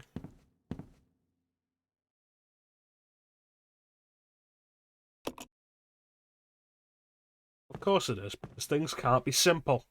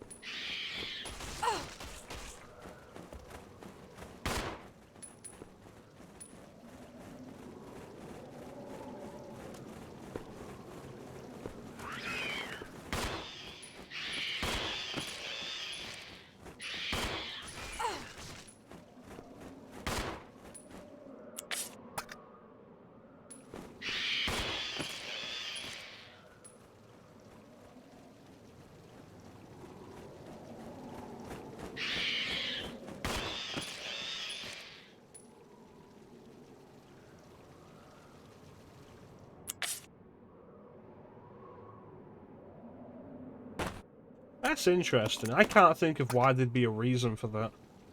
But that's a nice touch. It's a shame that the Switch is 6 years old and I don't give a fuck anymore.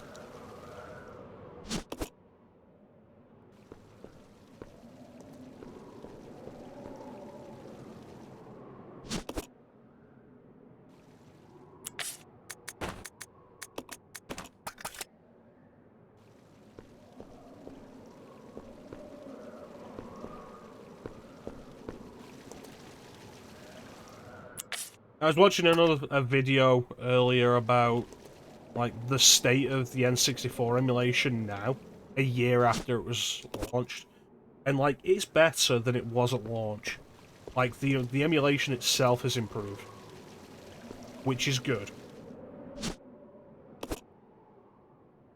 It should have been ready for prime time at launch, but you know, it's just not a thing that happens in video games anymore.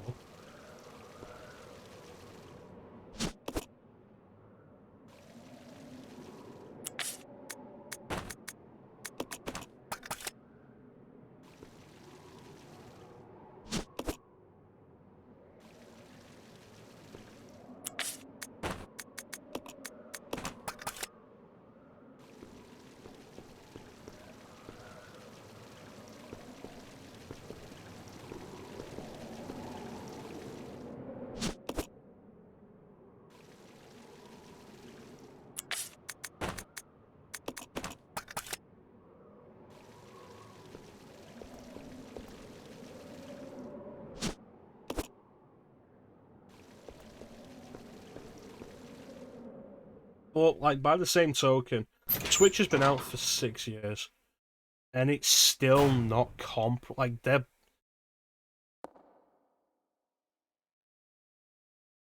It's not even that it isn't comparable to anything previous with the ability to play NES, Super Nintendo, like, the old stuff.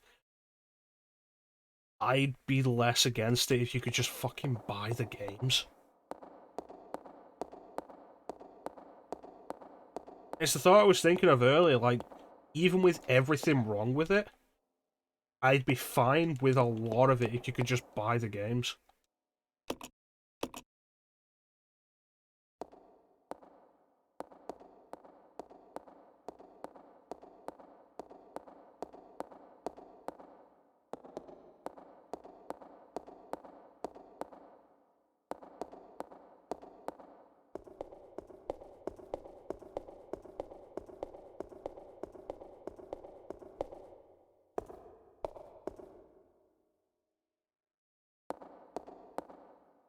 You know, that'd be interesting to see a Metroid game be that. Every time previously it's been a Zelda game. Like, it was Twilight Princess and it was Breath of the Wild.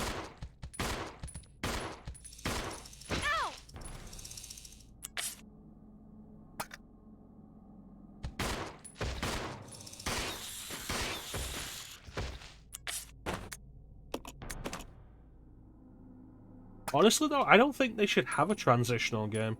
I think the next system should just be backwards compatible.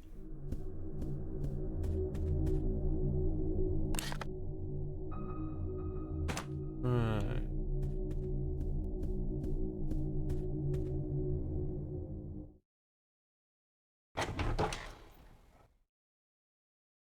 With how long that took to come out, fair point.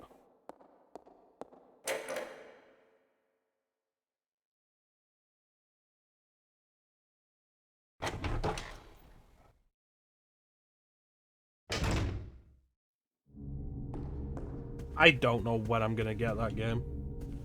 I will get it, I don't know.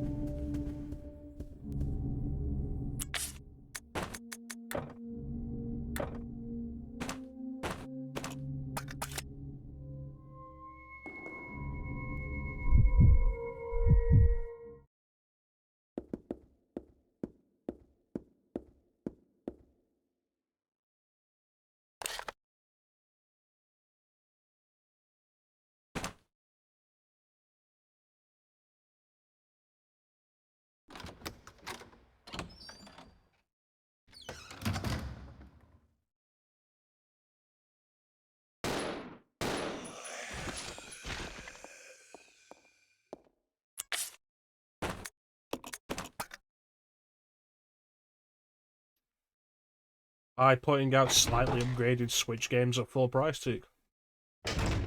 That's exactly how it'll be. Because people will buy them.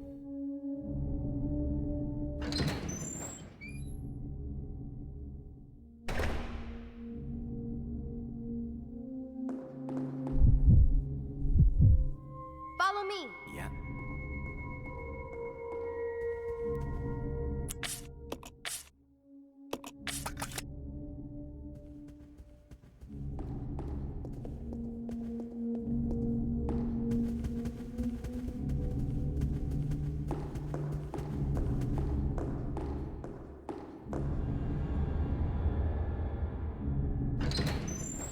Well, backwards compatibility is how you encourage people to buy the next system. It's the smartest idea.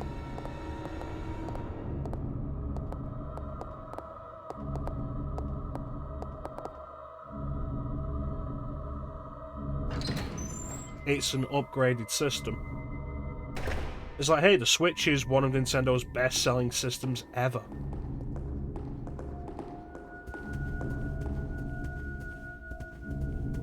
Which means a lot of people have it, and a lot of people probably have a good library of games for it. How do you convince them to move on to the next system? Everything that you've got already works on the new system. Microsoft and Sony doing it for this generation was the smart move. Particularly because, like, we're, what, 2.5 years in, and there's still not really all that much worth buying a new console for.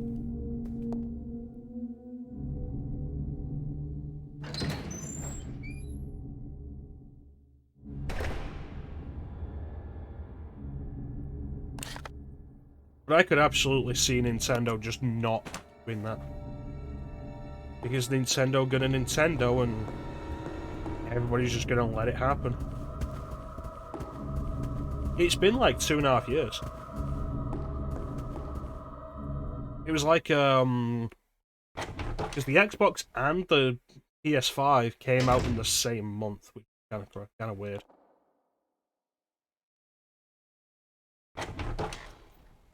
But, like, it was November 2020. It was like 2.5 years. It's like, cool. What is there for these systems that is, like, a must-buy?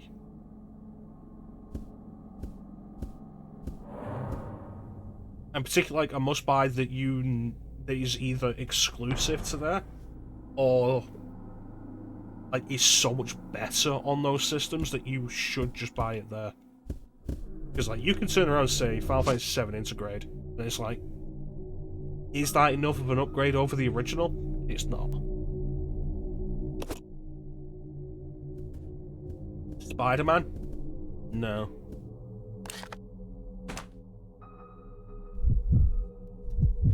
At these prices, you shouldn't.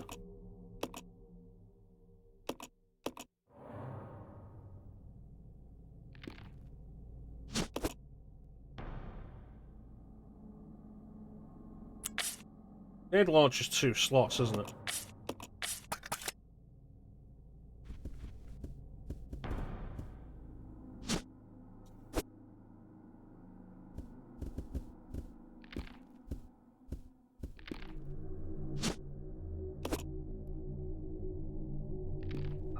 Honestly, at this point, it's not even about PC port.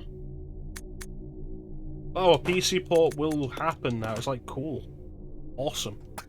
Love that that's just a thing now.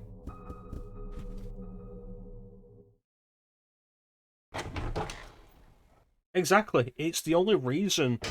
It's the only thing that the PS4, the PS5, and the Xbox have is that everything, or supposedly everything you can play on PS4 and Xbox One is playable on the new ones. So it's an upgrade. You can get it now, and you've still got everything you could play previously, and more stuff is going to come out. It's the only selling point.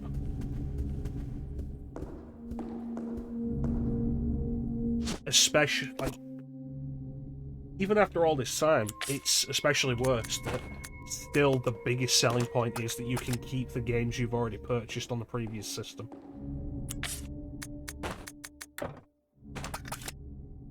Like, that's crazy. I'm gonna quit this, aren't I?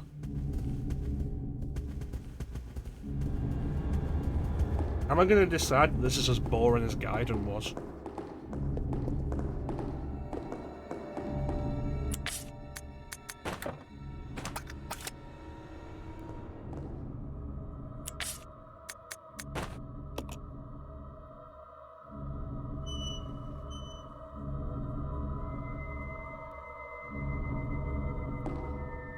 What else do I have?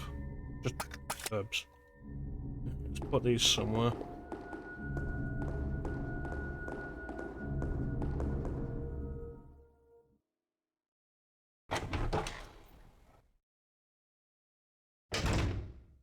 Like, honestly, I'm really happy I decided to go the route of getting PC instead of next-gen console.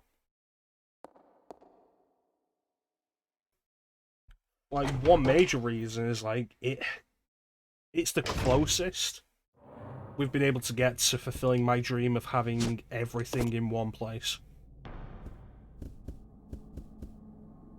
Like, I don't want to have, like, 15 consoles set up, or, like, ready to be set up at any one time so I can play what I want to play.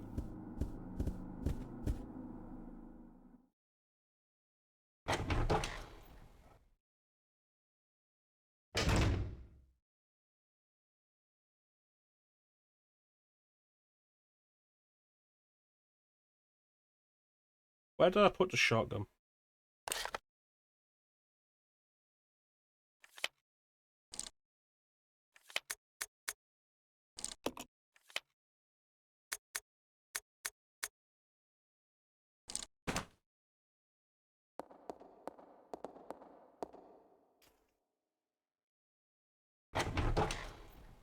And it's like, PC ports, yes. Emulation, the big thing.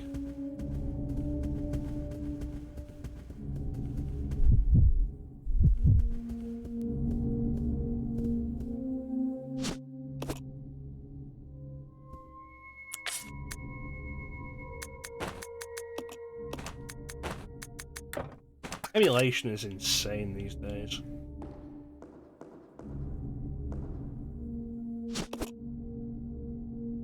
In fact, you know what? It's not even emulation.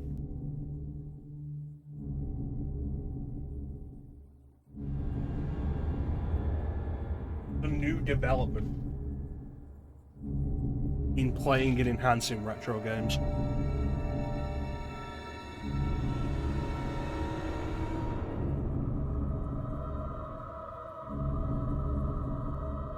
Decompiling the source code. Which, like, we saw that happen with Mario 64. People decompiled the source code for that.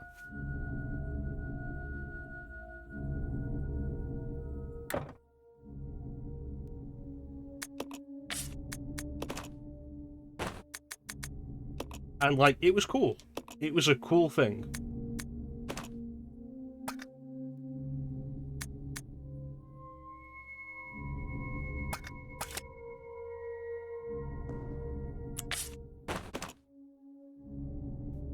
But I'm at the point now where I've done Mario 64 enough in my life that I don't care anymore. And then, like, 3 years later, Ocarina of Time is decompiled. And we're seeing some really cool stuff happen with that. Like, the real-time item select screen is absolutely pointless, but it's a really cool feature. Inventory screen widescreen support is kind of crazy. Like, some really cool stuff. A Link to the Past has been decompiled. You can just run it natively on PC now. Which is awesome.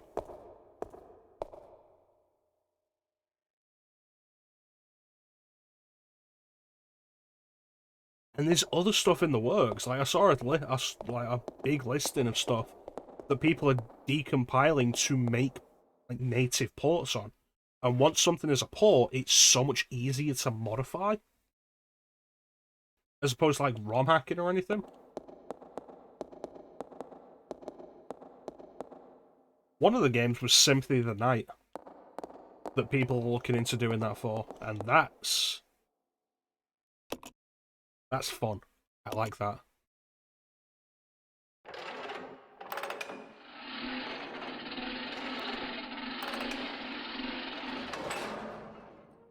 I think a big part of the problem so far, like right now, is I have no idea what I'm doing. I don't have a goal. I don't know why I'm doing anything that I'm doing. Which is something that isn't true of like any other classic Resident Evil game. Resident Evil 1, explore the mansion. How? Well, here's a key. Go in this direction. Here's a key. It allows you to expand, and it slowly expands.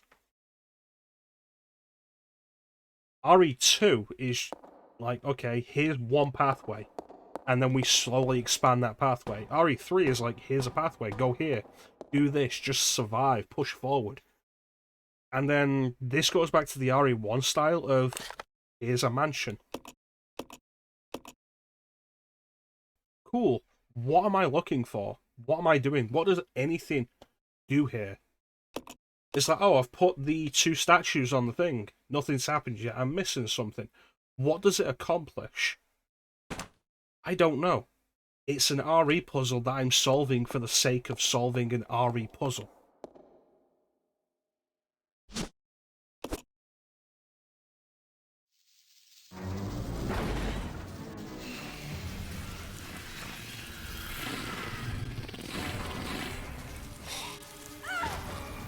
So, by this point, you've fought the Scorpion, you'll have run across the bug things, and now a giant centipede. And you might be starting to think, is this what the monsters are, just giant animals? And the answer is yes.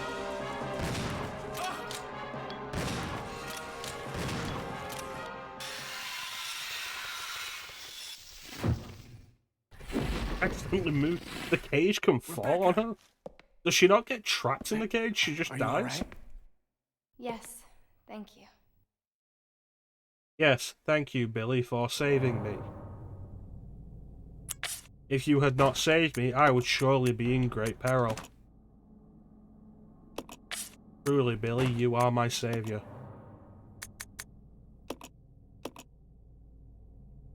Alright.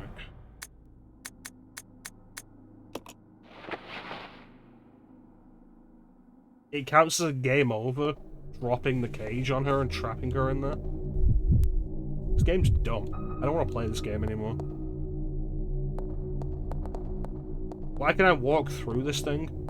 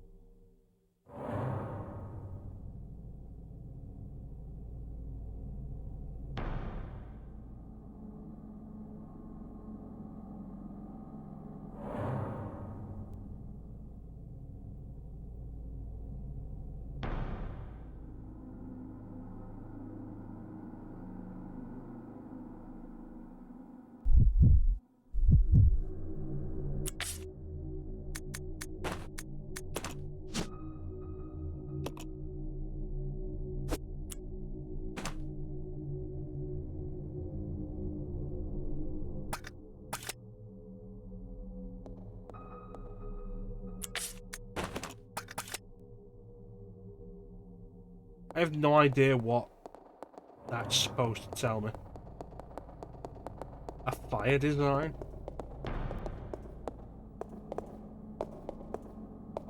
I'll go. Yeah. This way. Yeah.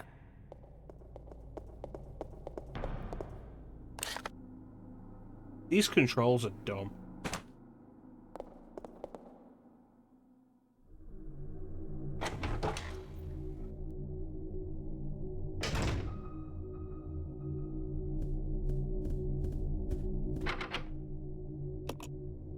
Water.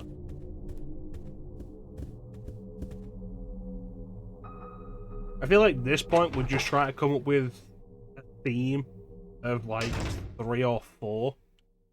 that isn't something we've already done.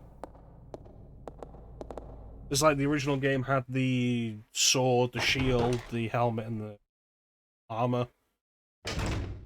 RE2 had the card suits. RE3 and Code Veronica just didn't do that. I keep pressing Y to go to the map. It's dumb that it's on the left trigger.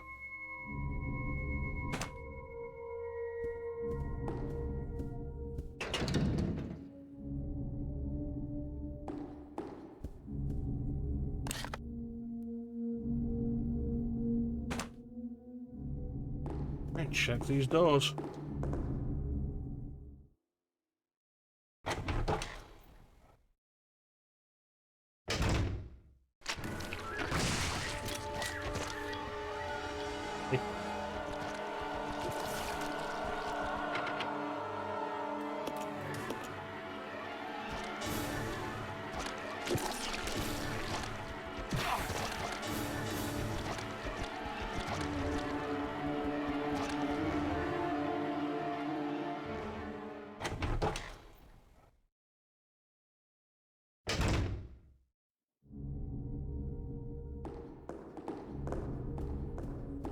Billy, you shot that guy with a fucking shotgun.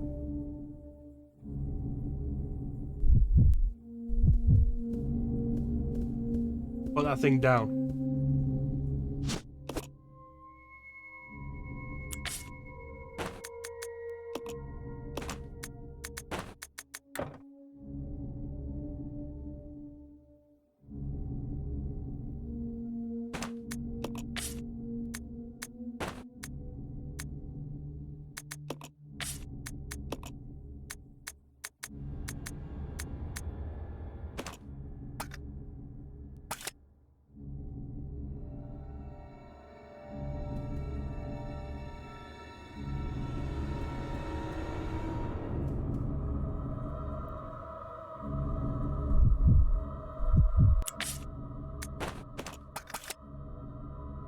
I'll play Castlevania.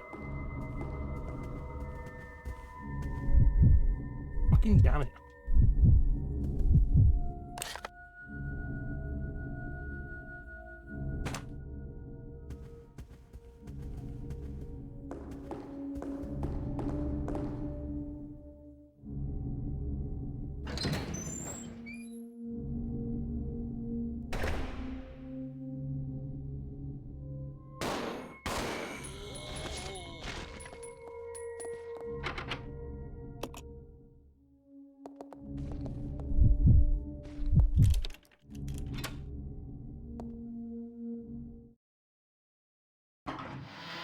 That doesn't look like a fire motif.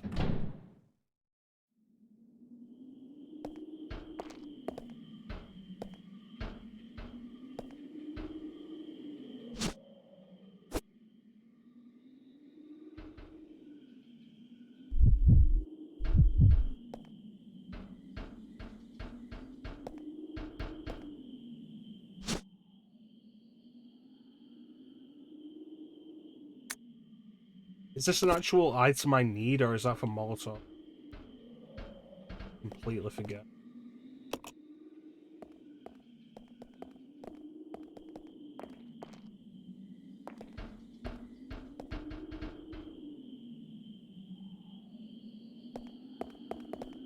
You know, looking at this, it frustrates me that you need the fire key to get in here.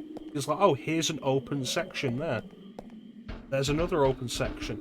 Here's an idea, climb over. Thanks, Ninja.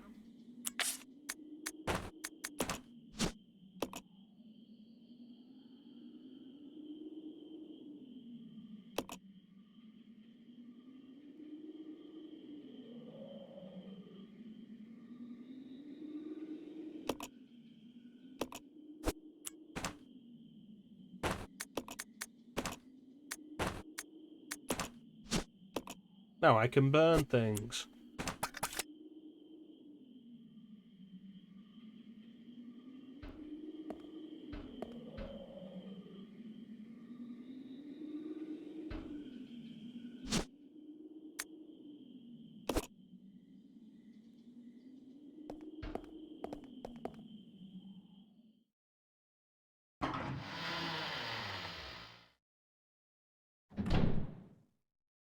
Seriously, like, look at this.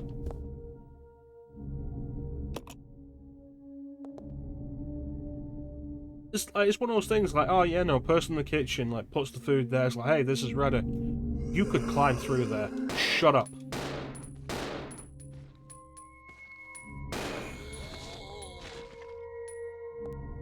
You could climb through there. You do not need the key. Do not bullshit me. Where am I going? I'm pressing the goddamn switch button.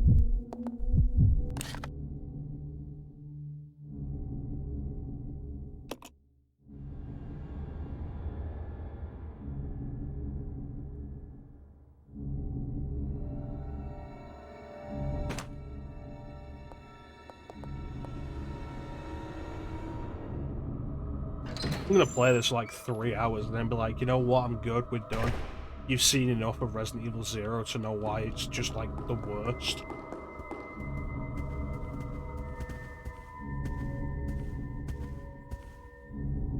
And like, is it the worst Resident Evil game? Mechanically, no. It works, it's functional. I am so tired of pressing the Y button trying to find the map. Like, it's functional.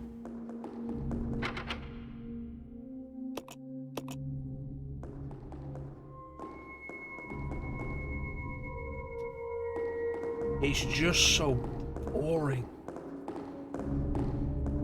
And bland, and it never gets better.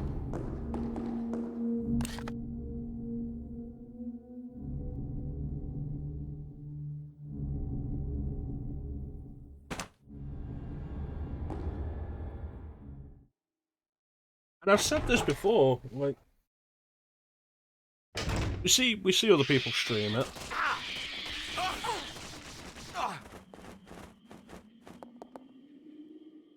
And like, the game is just like a flat line. None of the plot is described at all to you. Every now and then there's a cutscene that shows Marcus watching the main characters and talking to himself. But the main characters don't meet him until right at the end. There'll be a cutscene showing that Wesker and Birkin are planning something, but none of that actually ends up happening in this game.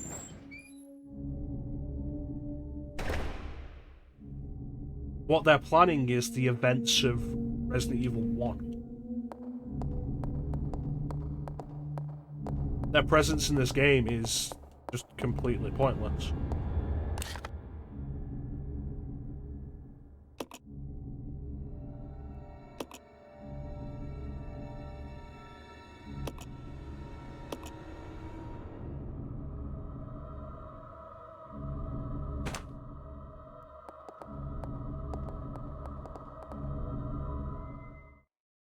A little bit of excitement when a tyrant shows up, but that ends very quickly.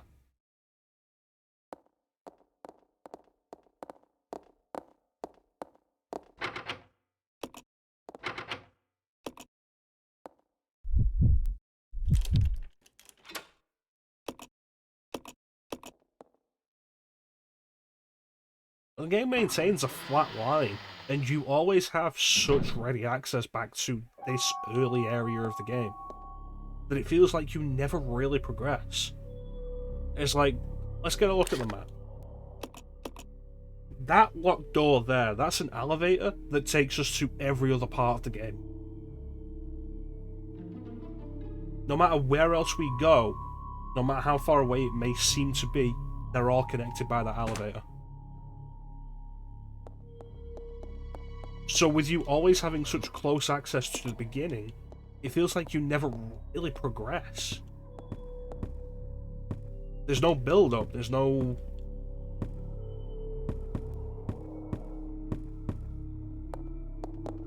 There's no tension, there's no progression. It feels like just all of a sudden you walk down a corridor and you're at the final boss. And that's it. You realise you've been playing this game for like 7 hours and now you're just at the final boss.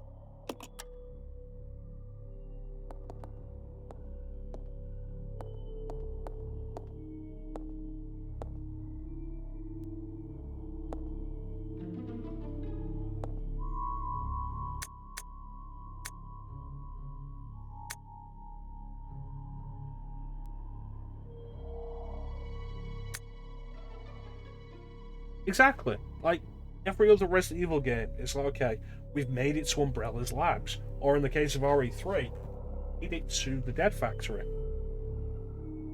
And, like, Nemesis has been getting progressively more and more damage, and it feels like we're building to a conclusion. Every other Resident Evil game feels like it's building to Zero, you go down a corridor through a nondescript door, and the final boss is just there.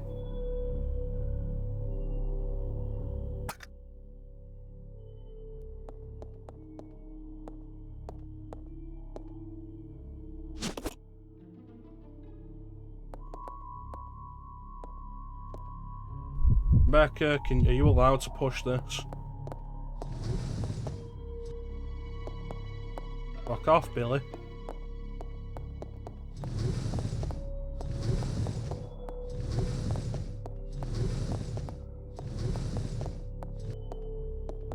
Like, oh, I was a giant leech monster all along.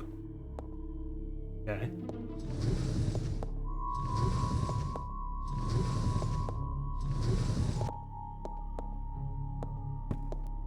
Every other Resident Evil game, there's a build-up to it.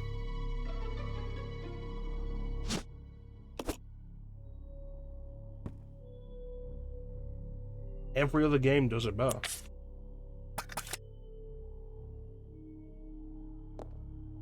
And it's like, oh, like, having such access back to the start of the game is a bad thing. It's not. It can be fine. You know what game did that actually really well? RE7.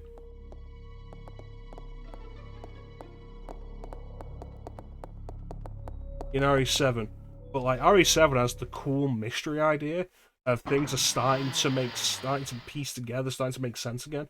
And then you come across something that you saw at the beginning of the game, and you see it now with new context, and everything clicked.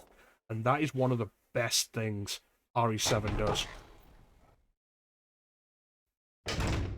Yeah, Ninja suggested that earlier, and I don't know how they could make it work, but it is at least a more interesting environment. Just having the mansion again with less plot, less character, less anything going on is a mistake. I don't remember where the fucking clock is.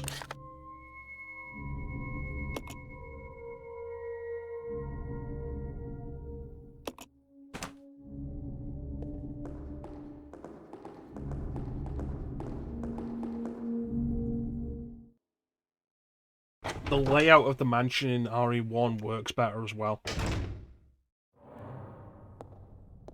Especially the way they have everything like split between left and right. It's much easier to get it into your head where everything is. But this back and forth all over the place is detrimental to memorizing locations.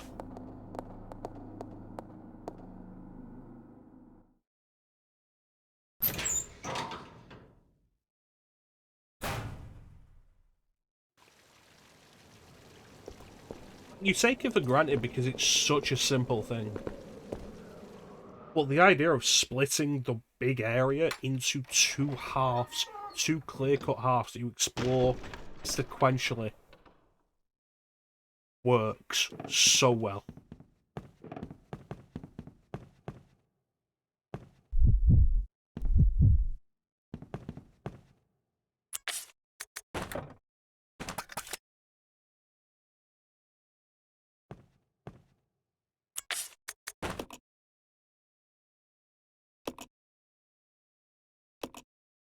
It's a solidly built clock, but apparently you can just pull the minute hand out and put it back in.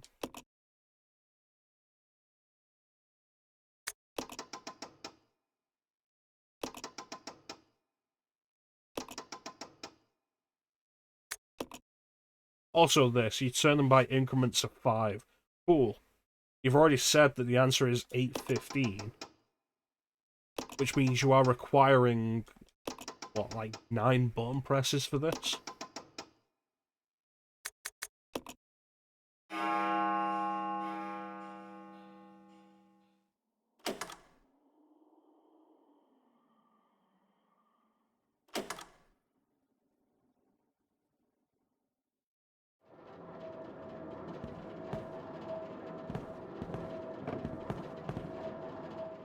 Even the puzzles are tedious.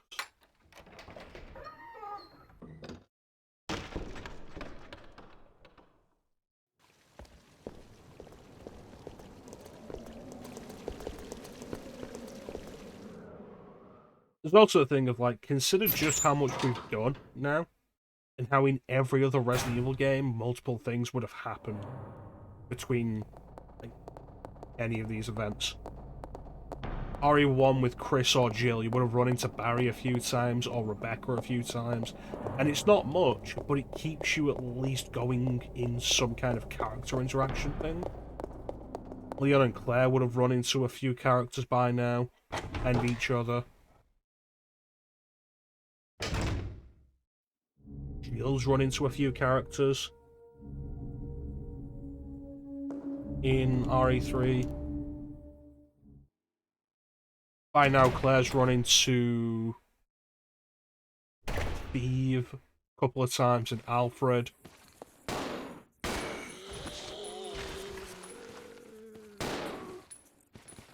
And it's a weird thing, the lack of character interaction in this game, considering two characters are always together.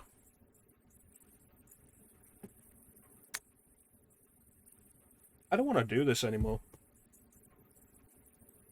Reading this, I don't want to do this anymore.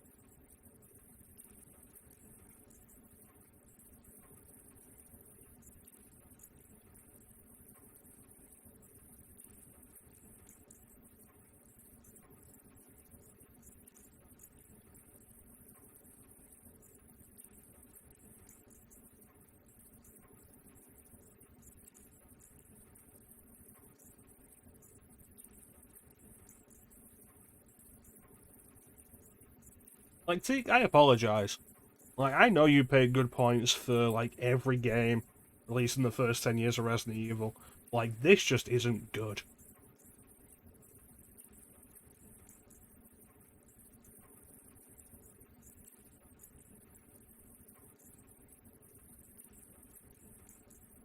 And we can continue, but it's like, at least another 4 hours of just this.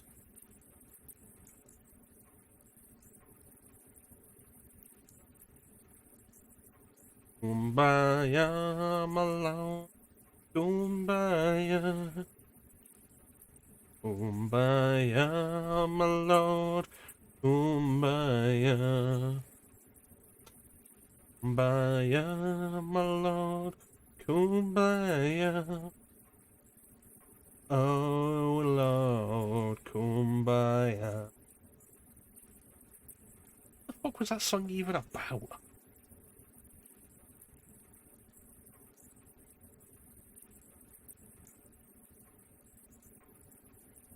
It's 11 o'clock. We've been going for like 2.5 hours, if that. Go play Code Veronica again. Ugh. I do not have any scenes set up for Code Veronica right now.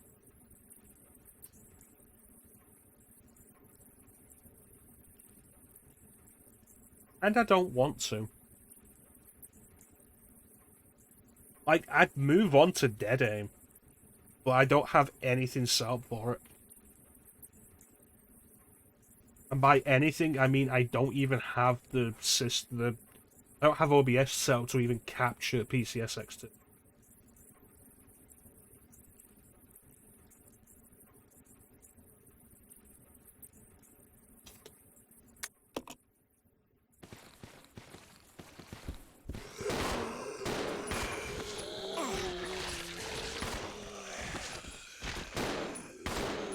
There's a lot of dudes in here.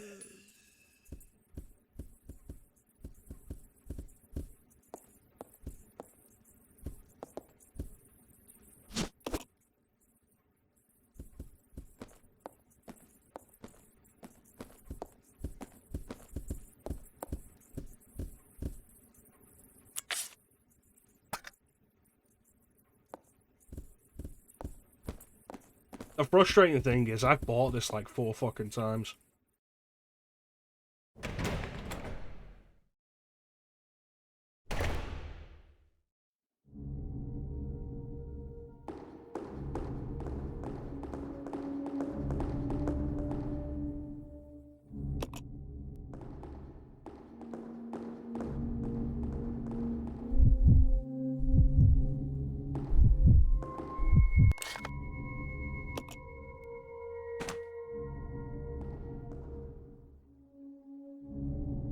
I got it for PC when I was like, let me try and get into PC gaming years ago. I have it on GameCube. I have it on PS4.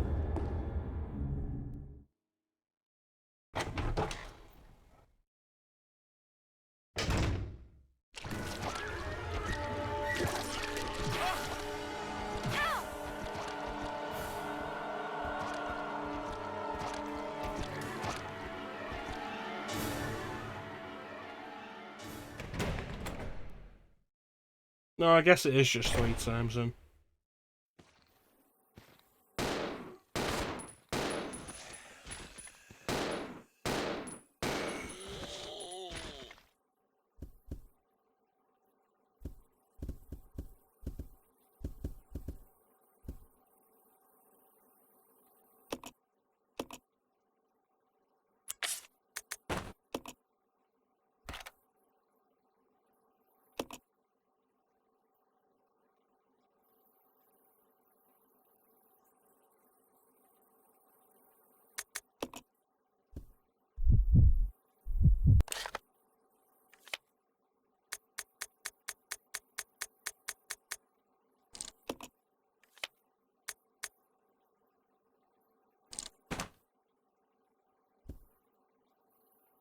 I'll go check over there. Okay.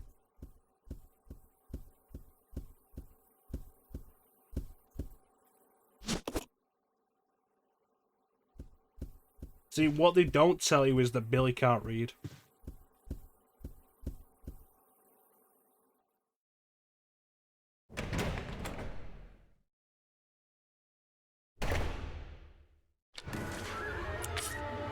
We haven't mentioned Leechman, but fuck me. What are you loaded with?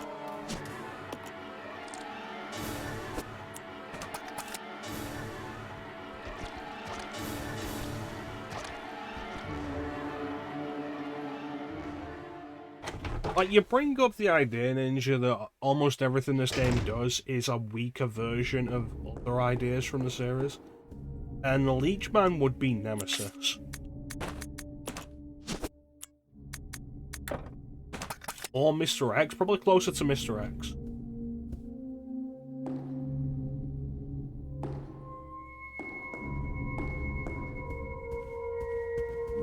You think Crimson Head? Because zombies don't turn into them, and it only appears in specific areas.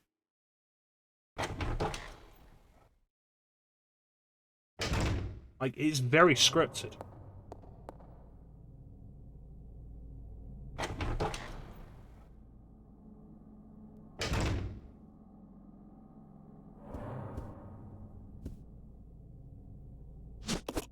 See, this would have been the main hall if the game wasn't a piece of shit. And would have let me just dump everything in the main hall.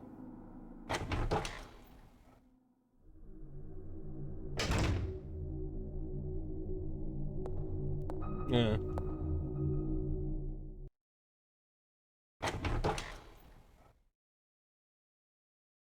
Although Mr. X, while scripted, like, as soon as you leave the room Mr. X appears in, he's gone. Like, you can run out of a room Mr. X is in, and then go right back in, and he won't be there.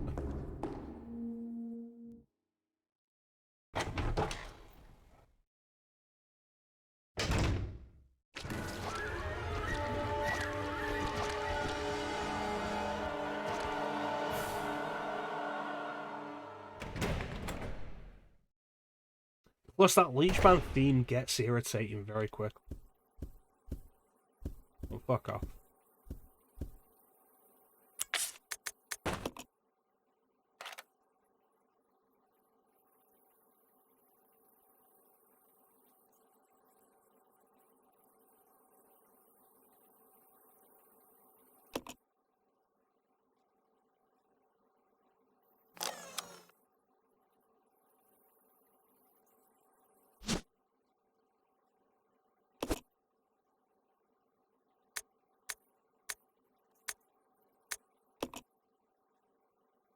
This way! Okay. Come along, Billy.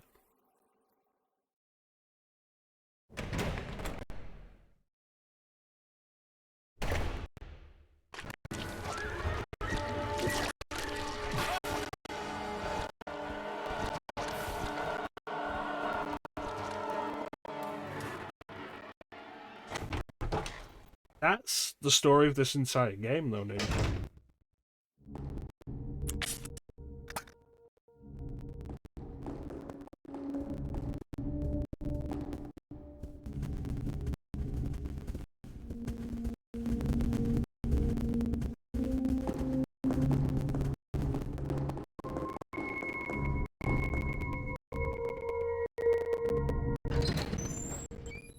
Maybe I'll play until like midnight.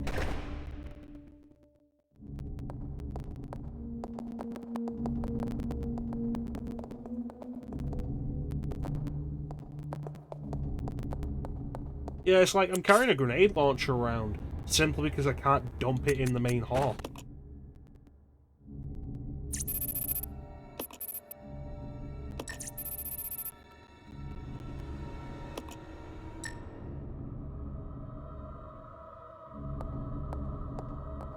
This is dumb. Oh yeah, put in 0A. Okay, so they want me to run around the room and press specific things?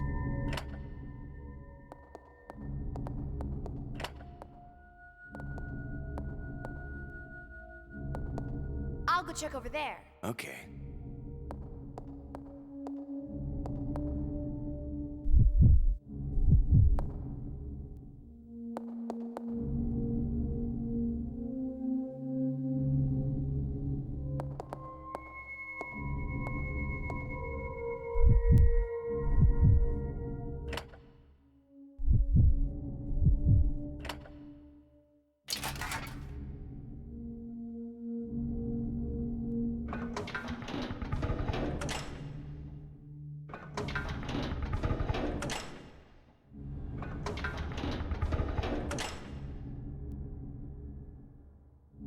Let's regroup. Roger.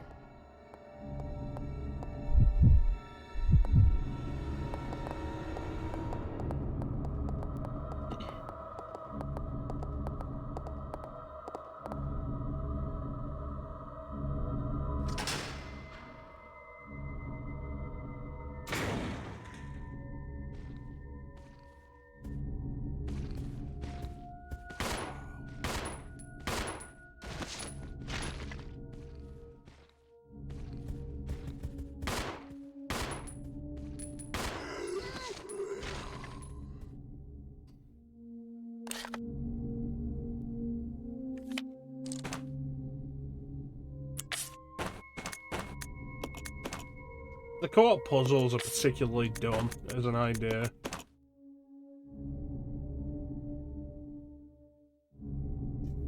Because the only way they make it into something that is a co-op thing rather than something one person can do is like there, it's a timing thing. You need to press the 2 buttons quickly. As opposed to just pressing one button and then the next. Or one person needs to stand in one place while the other person does something.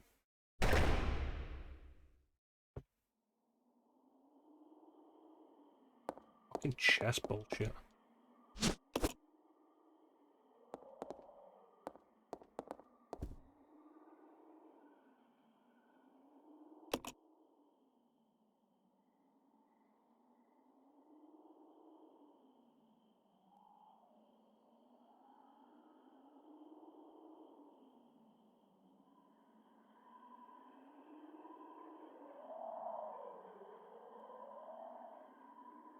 Yeah, that's dumb.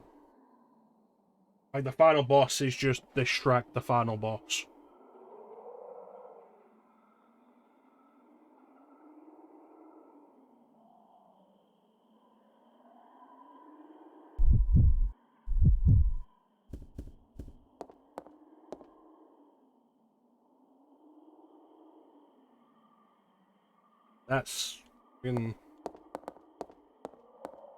That's how the game is on the board.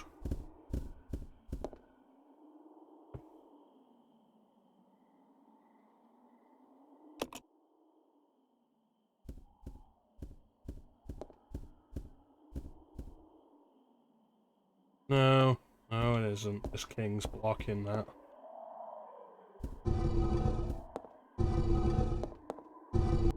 Gotta push this 3 spaces so I can push it 1 space to the right.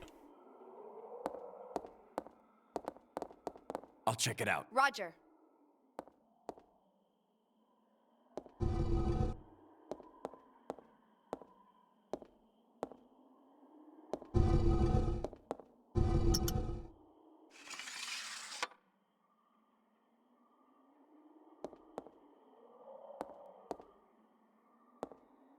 Probably a good thing we never got another classic Resident Evil game after this.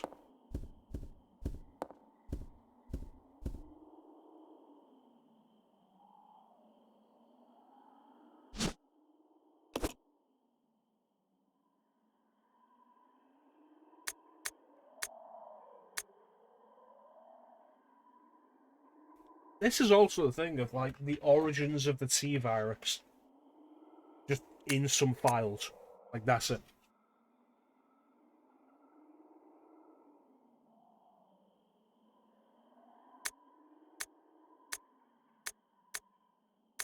At no point is there, like, a big explanation for where the T-Virus came from. It's just, oh yeah, here's some files for it. The entire point of the game is explained in some files. There you go, there's the point. The entire reason Resident Evil 0 exists. Right there. We're done. I've said it before, Teak, like, I feel like they were running out of ideas, ways to make this work to begin with by Code Veronica. Code Veronica stretches the formula like as thin as it can go. And then Remake kind of brings it back, but Remake had a base to work on, and they just had to expand on that base. And they did, and they produced like what is arguably the best of the ideas. And then they did another original idea, and this was it.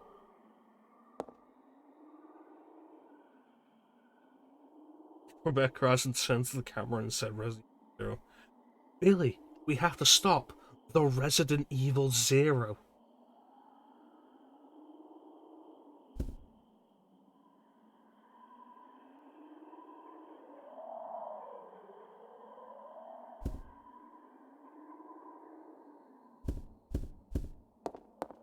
Come on. Roger.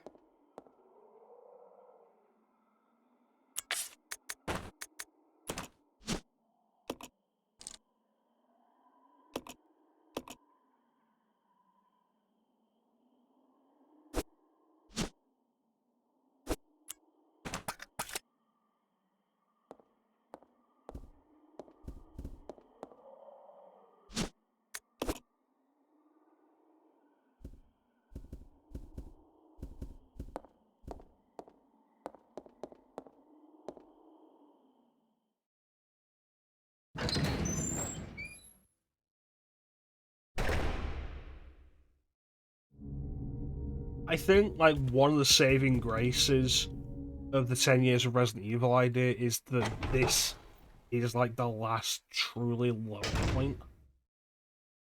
Like, Dead Aim comes after this, and Dead Aim is not good. Why are these zombies so quiet?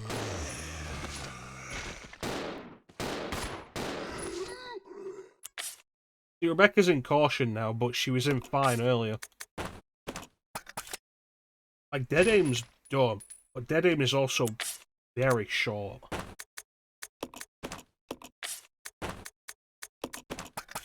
And also, like, really fucking dumb.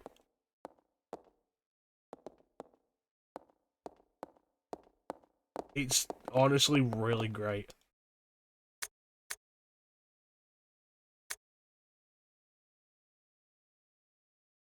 And then after that, Outbreak with the multiplayer, which, like, I'm probably going to put a thing on the Discord of, like, here's when we're going to be doing Outbreak multiplayer. If you are available and willing, jump in, because we're doing Outbreak multiplayer.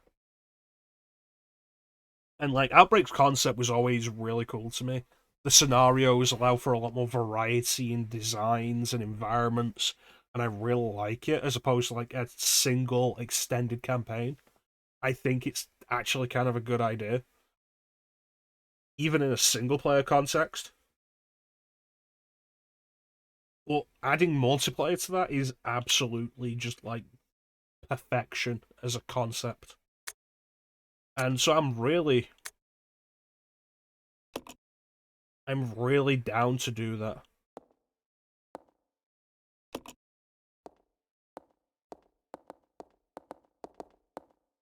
And if we can get like a full lobby to do that with, I'll be really happy about it.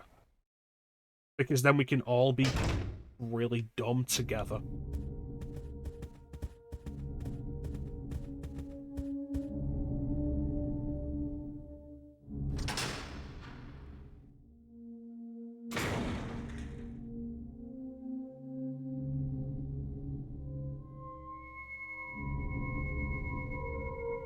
The outbreak group that's done together falls on the floor and stays on the floor until their infection rate reaches 100% together.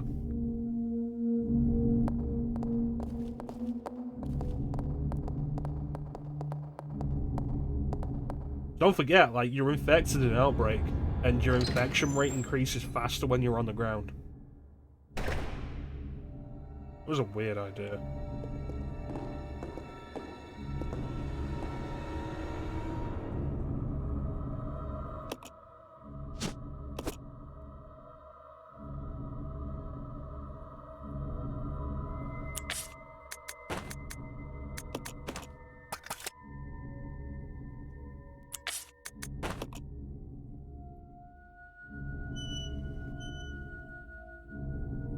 I love how that solved absolutely nothing.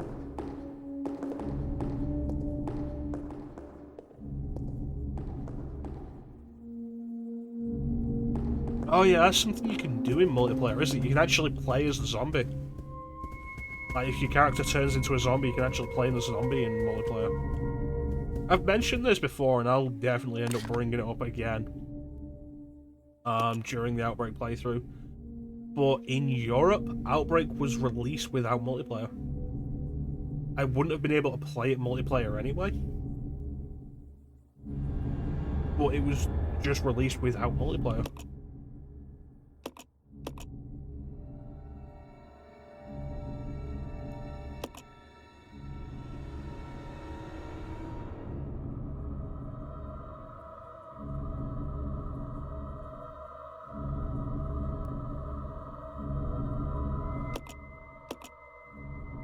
It's dumb that the main hall is a save room, and then the conference room is also a save room next to it.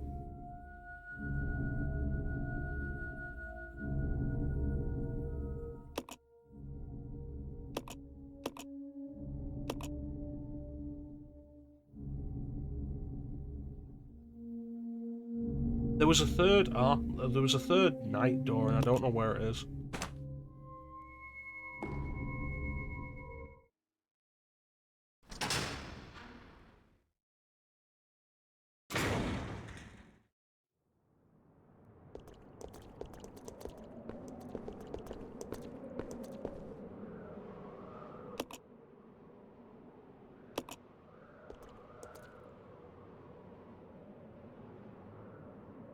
Might as well go.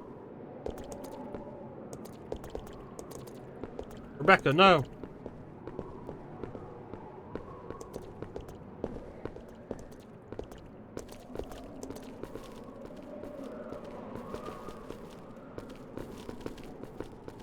Yeah, I genuinely look forward to Outbreak. I think it'll be a lot of fun.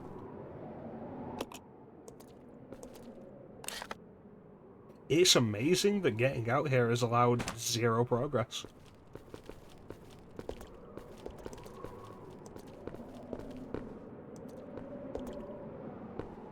Klim's down for it. I know Klim's absolutely down for it. Star was interested. I haven't seen Star in a while, so I don't know if he'll still be interested. I imagine Teak will be down for it.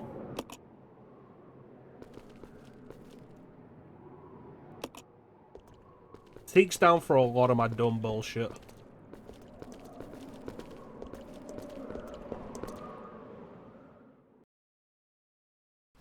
Like I said to Teak a little while back, like, hey Teak, what if we did Super Mario 64 co-op? And he was like, yeah, that's a good idea.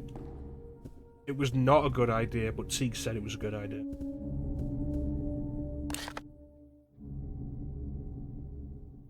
Although there is that mod I was looking at for Super Mario 64 multiplayer works over Discord, so we could do that like 4-player. That could be really dumb. I should have done that today instead of this fucking garbage game.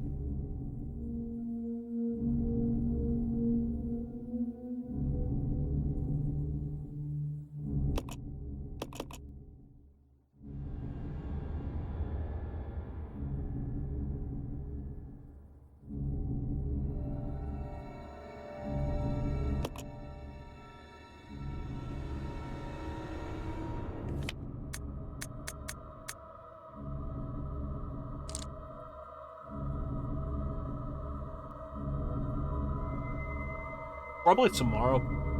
Because I'm off on... No, it won't be... Will it? I'm in till 7 tomorrow. I could stream tomorrow. Yeah. Probably tomorrow because I'm off on Tuesday.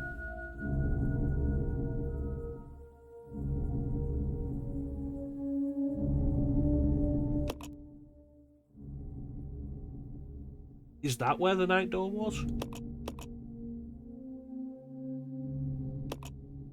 Yeah, it's gotta be it. Probably doing more Digital Devil Saga.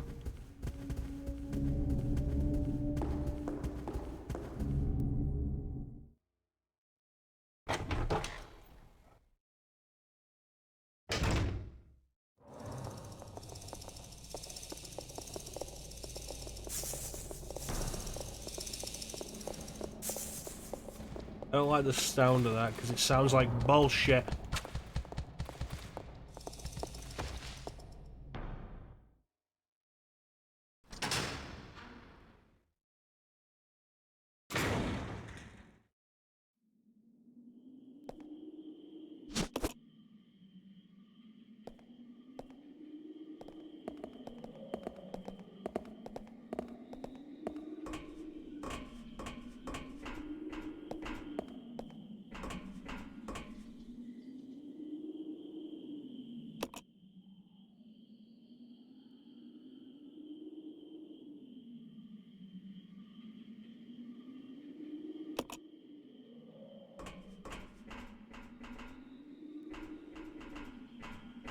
Yeah, Zero has like the worst enemy roster of the entire series.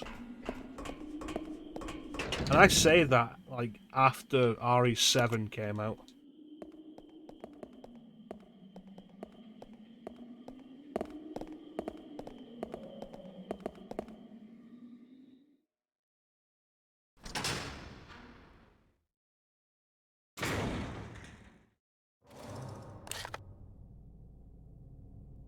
Should I just end stream to watch that trailer?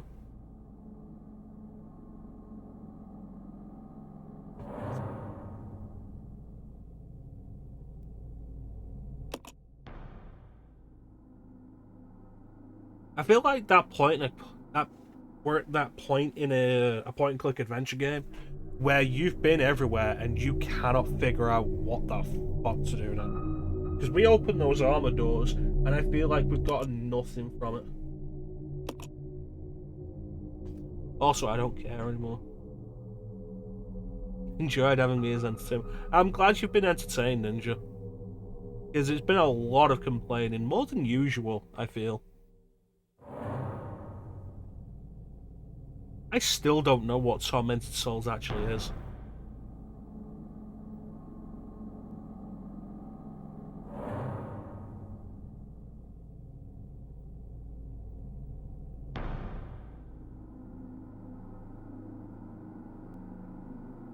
I can't believe it was over 2 years since we did Digital Devil Saga. That's crazy.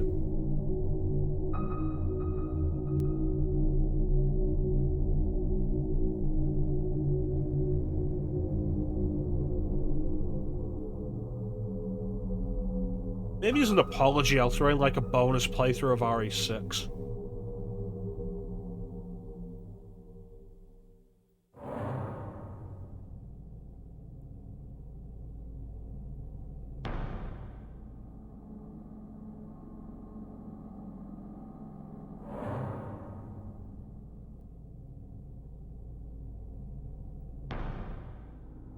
Because you'd get to be a part of it, Teak.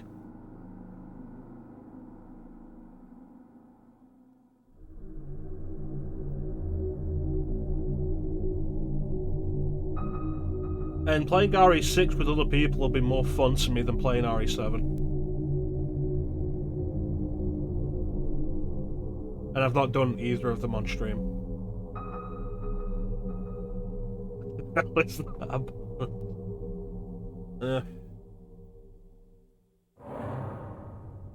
Like, there are sections of RE6 I just outright enjoyed. The issue we have at the minute is a lot of the people I had lined up to do RE6 have it on PS4, and I don't want to have to get PS Plus again. Particularly because I think you can only get PS Plus in yearly subscriptions now, you can't get monthlies. And it's like, cool, I don't want to pay for a year subscription of PS Plus to play RE6 with people on PS4.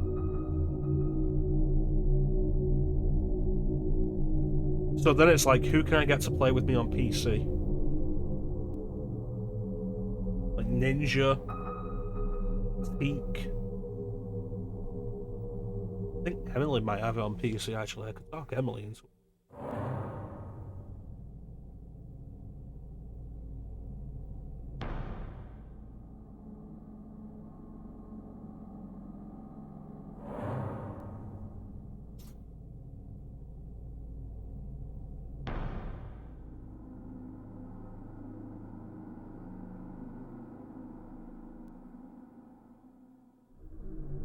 And then I'd need a fourth person because I'm not doing the Ada campaign on my own. It's not fun. Like, you want to talk about RE6 just being bad? It's the Ada campaign.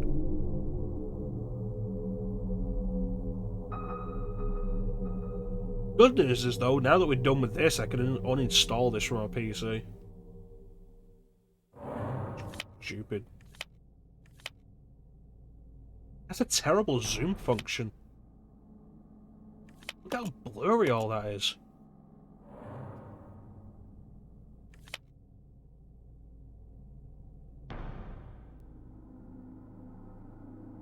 You say that, I disagree. I really disagree. Like, Chris's campaign's really bad in the second chapter, but there are bits of Chris's campaign later on I find genuinely enjoyable.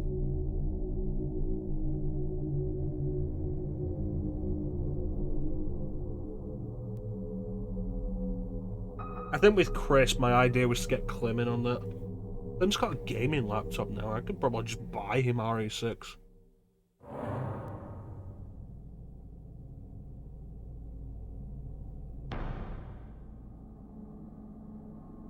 Yeah, I'll probably just buy Clem RE6 so he'll play it with me.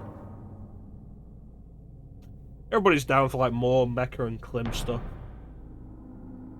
Also, coming next Sunday, more Mecha and Clem stuff. Because we didn't get to finish Final Fantasy VI. I was talking with him about it as like... We didn't get to finish Final Fantasy VI, we didn't get to have like any real finale of our playthrough together. So like, let's do a quick game. But we both have something to say about, so we can have like a finale for it. So next week, Clem's gonna be back with us.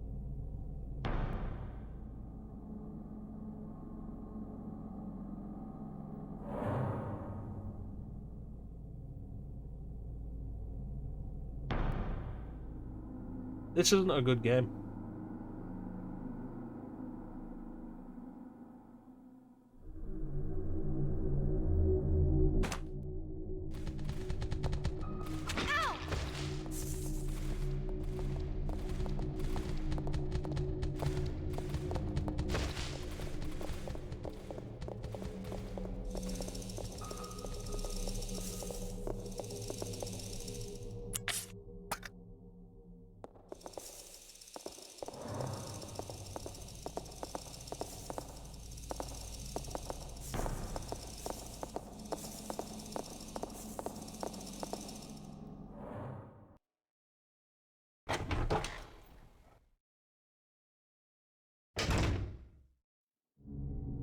Most like RE characters didn't really say anything when they got bitten or just like hit previously.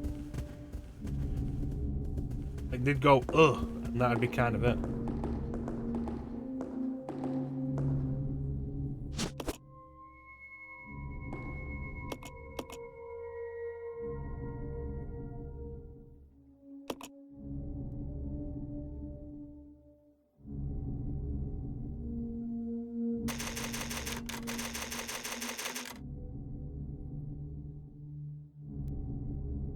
Alright. I think I'm definitely done with this.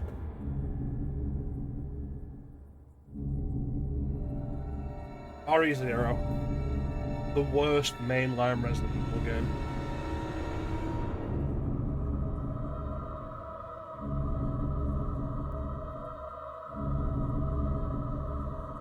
Yeah. I mean, probably not going to do RE6 as a bonus thing, but we're going to do RE6 eventually anyway. It was always the plan. RE6 has always been the plan. And my plan has always been to, like, have a different person for each campaign. It's like, Teak, Ninja, like Teak will probably... Teak has done way too much garbage to say no to doing RE6 with me. I will be offended if Teak refuses to do RE6 with me for that. And sat there playing his Game Gear Sonic games. He won't play RE6.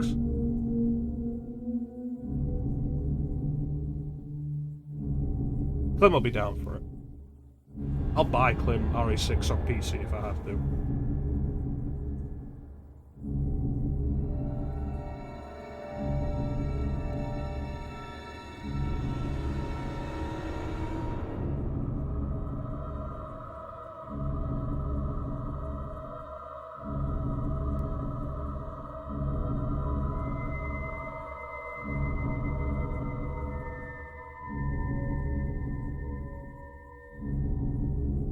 I feel like if Teak said no, holding you to ransom wouldn't matter, Ninja.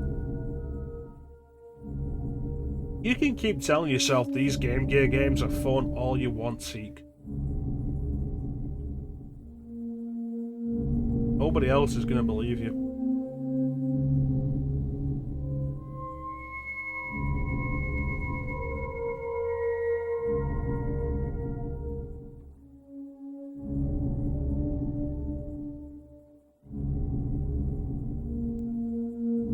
I had a fun idea for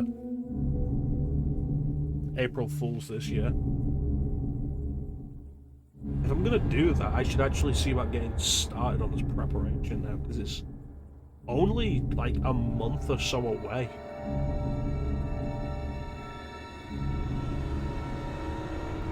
And the only April Fool's joke I've done previously with anything like this was that time when I said I was quitting Let's Plays to start recording audiobooks,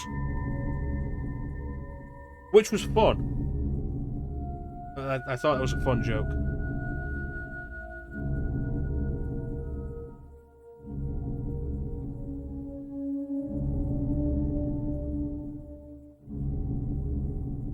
And I read out the prologue and first chapter of the first Resident Evil novel. You listen to that and like I start doing a Barry voice and that very quickly stops because that hurt my throat like really bad. But I've got a few fun ideas for like a possible April Fool's Day.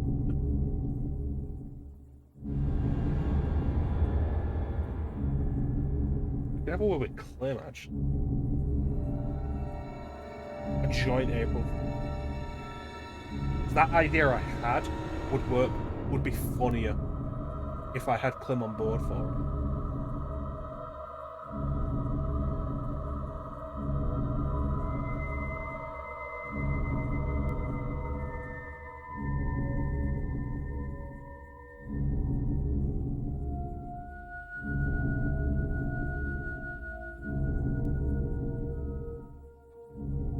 Anyway, I think we're done with Resident Evil 0 forever.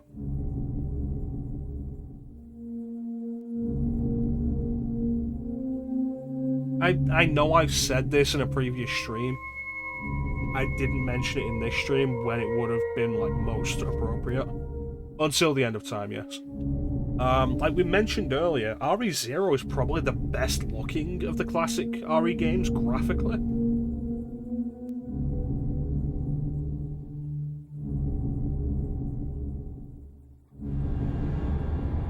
Like, graphically, it looks really nice. The problem is the environments are so bland and dull and mostly grey.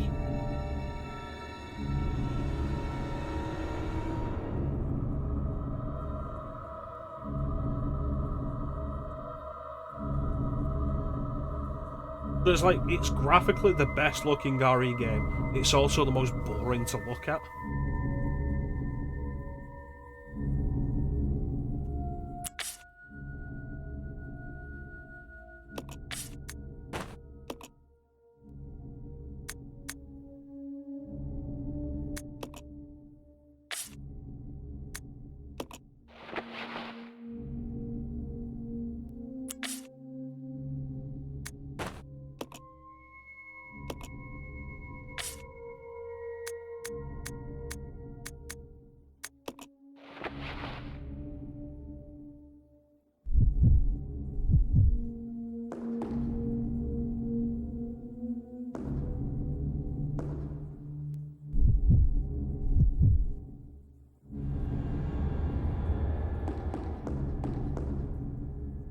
No, it doesn't.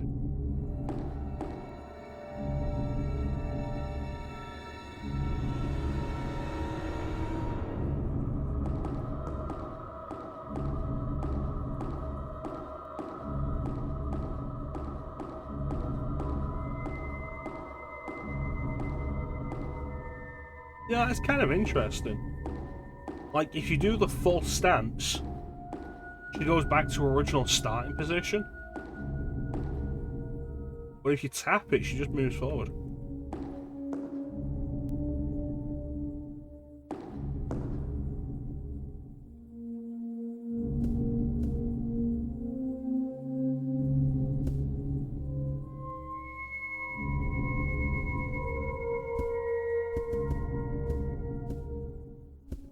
You're really into this impaled by a tree idea, aren't you, Ninja?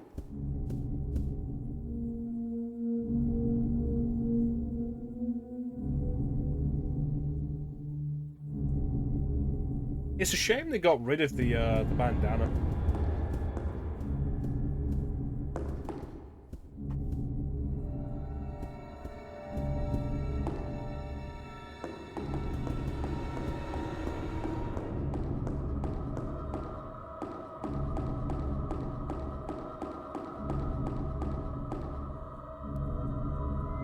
The bandana's dumb, but I actually like it on this design of Rebecca.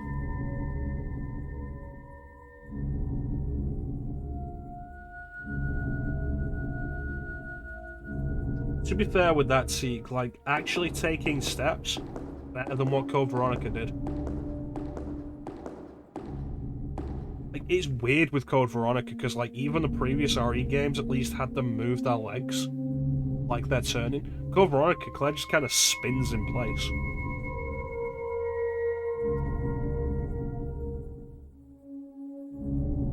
But that's going to do it for us for today, I think.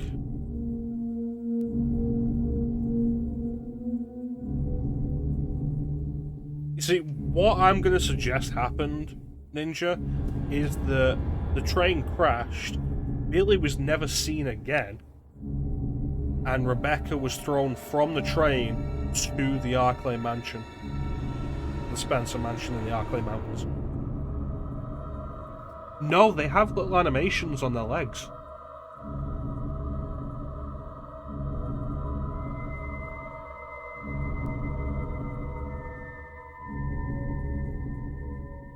I'll check it for you right now, T. On my Retroid Pocket 3 Plus.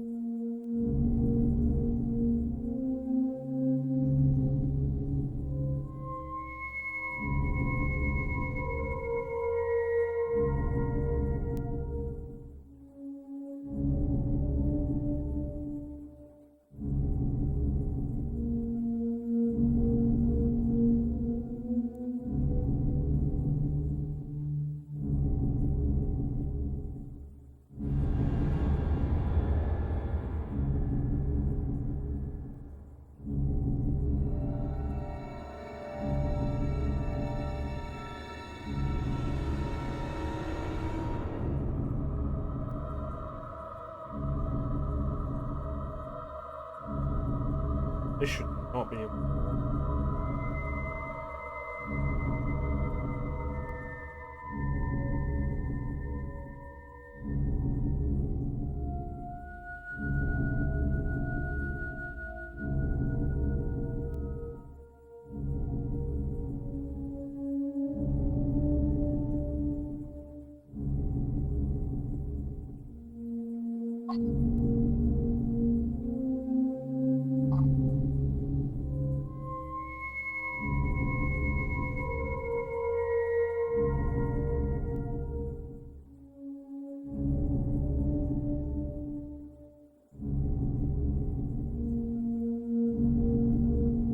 Yeah, RE1, Chris is moving his legs. Although, interestingly, it's his walk animation. They just play his walk animation as he turns.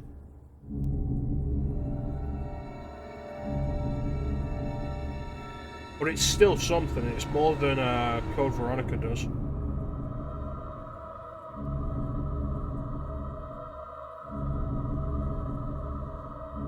Wish I played this more than I do. Great little device. Capable of doing like native, like accurate Dreamcast at 720p with widescreen. Really nice. PSP at like 3 times resolution. I wish I played it more than I do.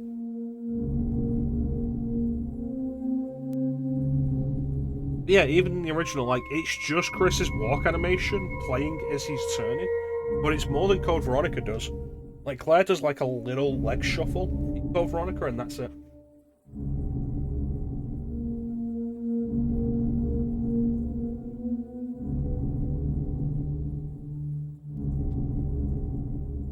That radio has too many buttons on it.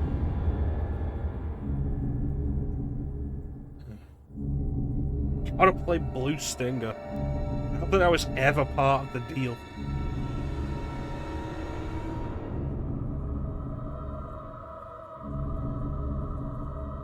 You think I should do more one-off streams? Because, like, I cannot commit to finishing Blue Stinger. The line is altering the deal. Teak, what kind of nerd are you?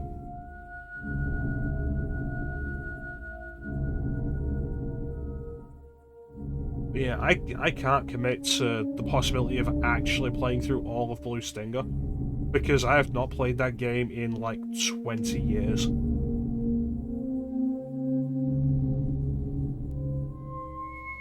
I remember, like, my only experience playing Blue Stinger was like years ago. We went to my aunt's house, and her boyfriend had a Dreamcast, and until I bought a Dreamcast for myself a few years ago, that was the only time I played a Dreamcast, and one of the games they had was Blue Stinger.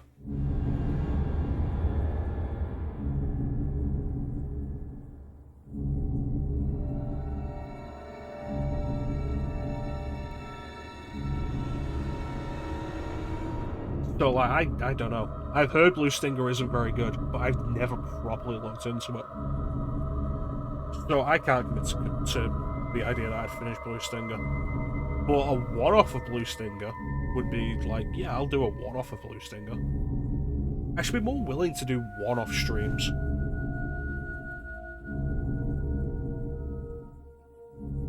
But anyway, that is going to do it for us for today. I want to thank everybody for joining the stream. I always really appreciate the support. Big special thank you to everybody in chat. Chat is always the best part of the stream. Me, Flame, Ninja, Flame, Teak. I don't think there was anybody else.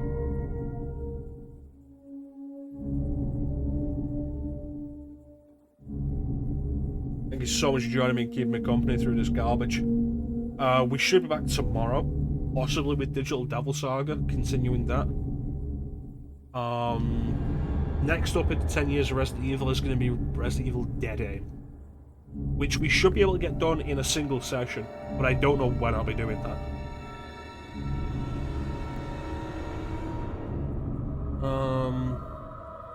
Following that, I'm unsure about whether or not we're going to do Outbreak before RE4, because Outbreak will take more setup for it, and working around people's schedules. We'll have to see.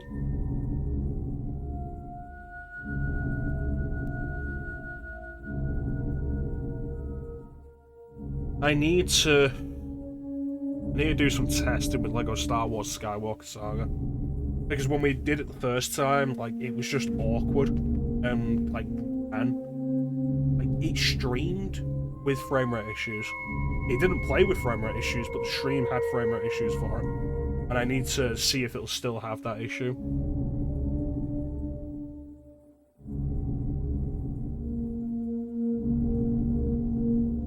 Because we may have lost settings for it, so we'll see. I think the solution was just putting it down to 720, which is fine because it's what the stream comes through as anyway. You guys won't notice much of a difference. But yeah, we'll see about that. And then after that, like, jumping back into the schedule, really want to get down to that. But yeah, that's pretty much it. Once again, I want to thank everybody for joining. Sorry we're not finishing this, but it's really going to be like another 4 or 5 hours of just this. And ultimately, I don't think it's worth it. I think it's that interesting. I think we probably would be better off going on to Dead Aim. I hope you guys are looking forward to RE4. I've got something special planned for that, because like we've done it before. I did the GameCube Let's Play of it. That was the first time I played that on GameCube. And when we streamed it, I did it on professional mode. So I'm looking to do something different for this play stream. So I hope you guys look forward to that. But yeah, that's pretty much it. So there's not really anything else to say, except thank you all for watching. Have yourselves a fantastic time of day. And yeah. Catch you next time, guys. Bye.